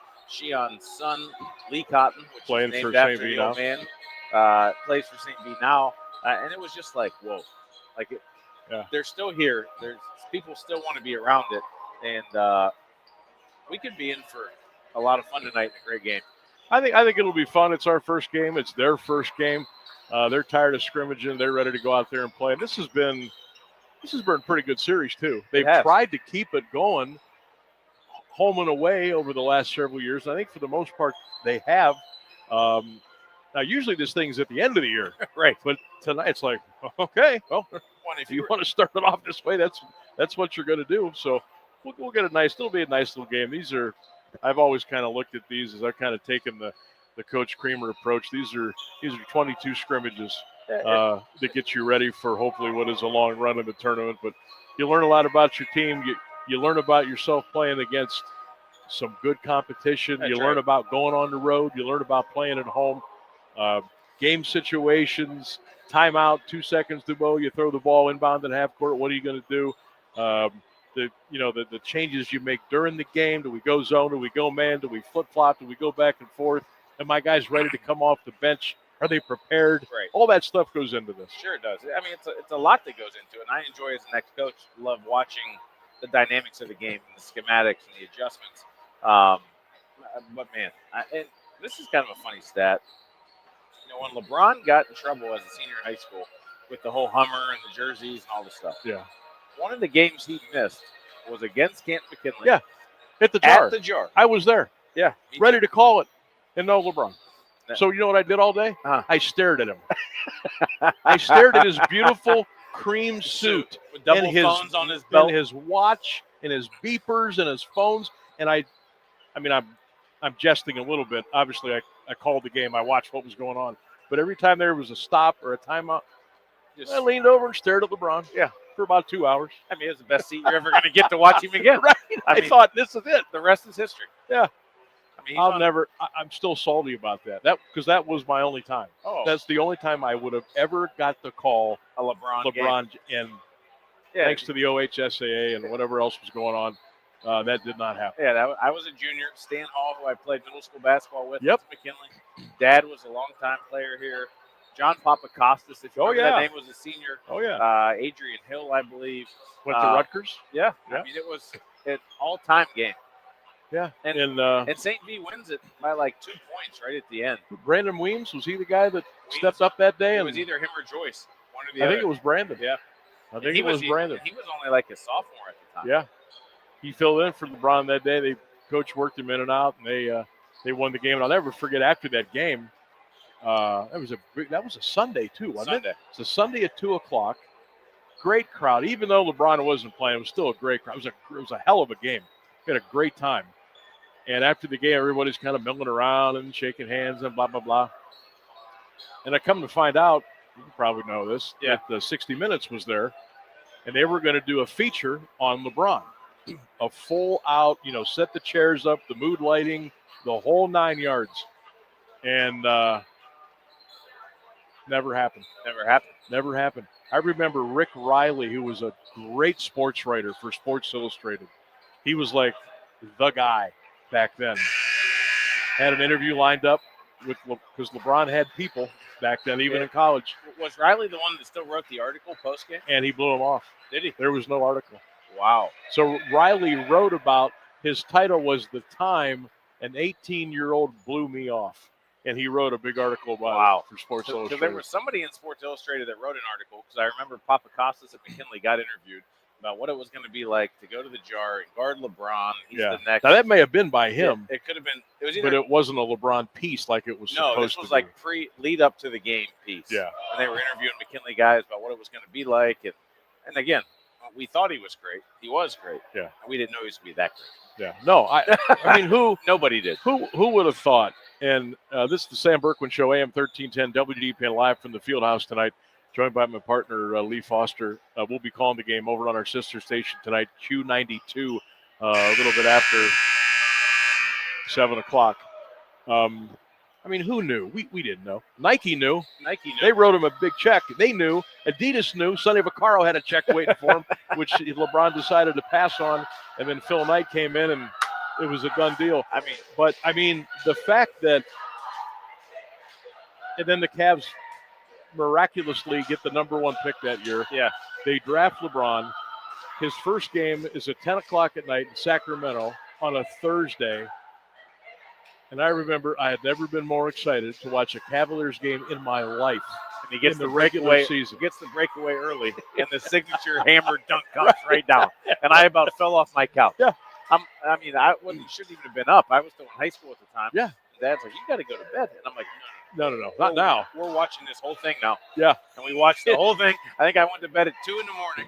And he says, if you give me lip at 5 a.m. when you got to get up, I don't want to hear it. I let you stay up, and it was worth every penny. We were at this is how big of a game it was. Well, we're talking NBA. Nobody cares about the NBA during the regular season. Nobody. I mean, they do, but most don't. They wait till the playoffs. I'm going to tell you what, and I would have been, what year was that? 2004. 2004. The winner of 04. So let's see, 04. Or I'm sorry, that would have been the winner of 03. Okay, so LeBron graduated in May or June of 03. So my high school senior season starts in 03. I graduate in 04. Okay, so I was was 03. I was in my mid-30s. You know how big that game was for me and for the peeps? Your crew? We went to B-Dubs that night, and we got there at 8:30. The game didn't tip off till almost 10:30 because it was, and we stayed there, and the place was packed. Closed the place for the NBA game and the Cavs stunk, by the way, on a Thursday night. Right? And it was a zoo. They didn't come to watch Sasha Pavlovic? No, they didn't. They didn't come to watch any of those guys. They came to watch LeBron James. And it was, I mean, I sometimes I find myself going down the rabbit hole on YouTube, LeBron's first game. And I'll watch the first quarter, and I'll watch the breakaway, and I'll watch the reaction of his teammates on the bench going, holy crap. He's just different. And people forget that Paul Silas was the coach back then, and he didn't really he didn't know what to do. No, he was kind of in a bad spot. He didn't last much longer. I don't think he and LeBron really got along all that well. And but it was something. And you think about this year, he takes the floor for the 23rd time. It's unbelievable. The 23rd year, and does he have more left, or is this it? This is it. I mean, don't you think? But most of these guys want to make a hoopla over their farewell tour. He hasn't done that. You know what? I think he would have. I don't know if I buy the sciatica thing. I mean, I guess I have to because that's what he said. Sure. But so that he was down for what, 2 or 3 weeks? Yeah, didn't play the first 6 And then games. there was that big story that broke, the gambling story in the NBA. His name was brought up a little bit. Lakers players, ex-coaches, people, Chauncey Billups, Damon Jones. He was one of LeBron's. And I think that he wanted to stay out of all that. He wasn't on the floor. He just stayed out of it. Out of the limelight. He came back when the talk kind of settled a little bit. Right. And so there was never really a chance for him to say, hey, this is going to be it. This is going to be the farewell. I can't wait to start my 23rd year, finish my 23rd year. I think next year will probably be it. I think. I mean, can he still play? Absolutely. Yeah. Does he need to or want to? Does he need to? No. Does he want to? Probably. But I think even at this point in his career, he's got a lot of tread on those Nikes. Oh. And it's probably time. Yeah, I mean, Tom Brady played to what, 42? LeBron's going to be 41 I think this Brady month. was 44, 45. Was he that smart? Maybe. But the way that those two guys have committed the discipline and the financial resources to take care of their body, he probably can do it. I think it's just a matter of want to. He got to play with his son. He's won championships. He's won MVPs. If he doesn't think he's on a team that can realistically win a championship, I don't think he comes back. No, I don't think. And I don't know about you, but I don't want to see him hang on, playing 8 minutes a game, 7 points, 2 rebounds, and roll an ankle or Achilles or something like that. I don't want to see that. I'd like to see him go out healthy. Hey, you know what? The Lakers are playing really good right now. They are. It's a long way to go, but they're playing some pretty good basketball. We're going to step out. It's 5:52 here on the show. AM 1310 WDPN. Sam Bourquin live at the Fieldhouse. A little bit later on tonight, my partner Lee Foster and I will bring you Kent McKinley, Akron, St. Vincent, St. Mary on Q92 and Q92radiosports.com. If you're looking for a little AM hoops tonight, we got you covered there. Christian will be on the call with Louisville and West Branch later on tonight here on 1310 WDPN. We'll take our final break and come back with more on AM 1310 WDPN. Stay with us. The impact of a meal goes well beyond feeding our bodies, because when people don't have to worry about where their next meal is coming from, they can truly thrive, like Marta. And now we'll hear from our class valedictorian, who with our hard work never ceases to amaze us. Please welcome Marta Moreno.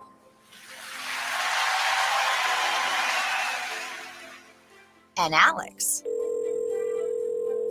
Hey, Alex, how did the interview go? I did it. I got the job. I can't believe it. I knew it. Let's meet up later to celebrate. And Diego.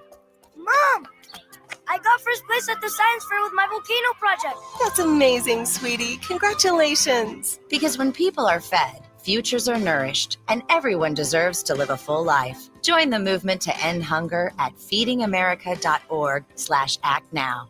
feedingamerica.org/actnow. A public service announcement brought to you by Feeding America and the Ad Council. High school basketball is on AM 1310 WDPN all season long. Brought to you by SARTA.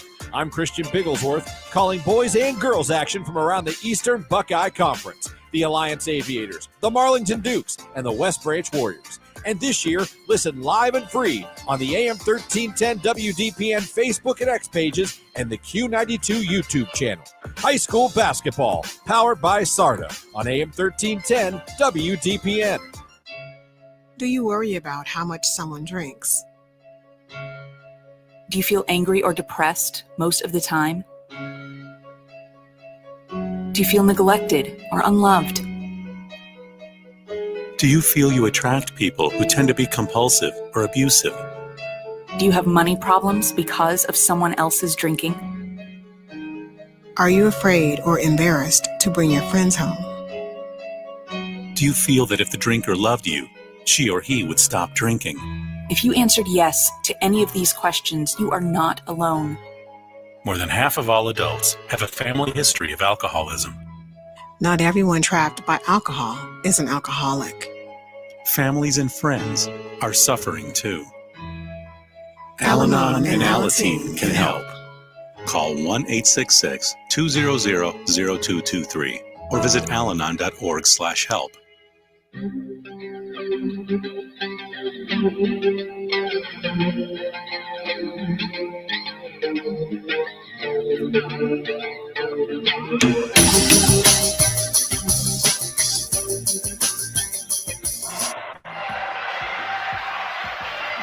Back here on 1310 WDPN, the Sam Bourquin Show. We've got about 4 minutes before we say goodbye temporarily.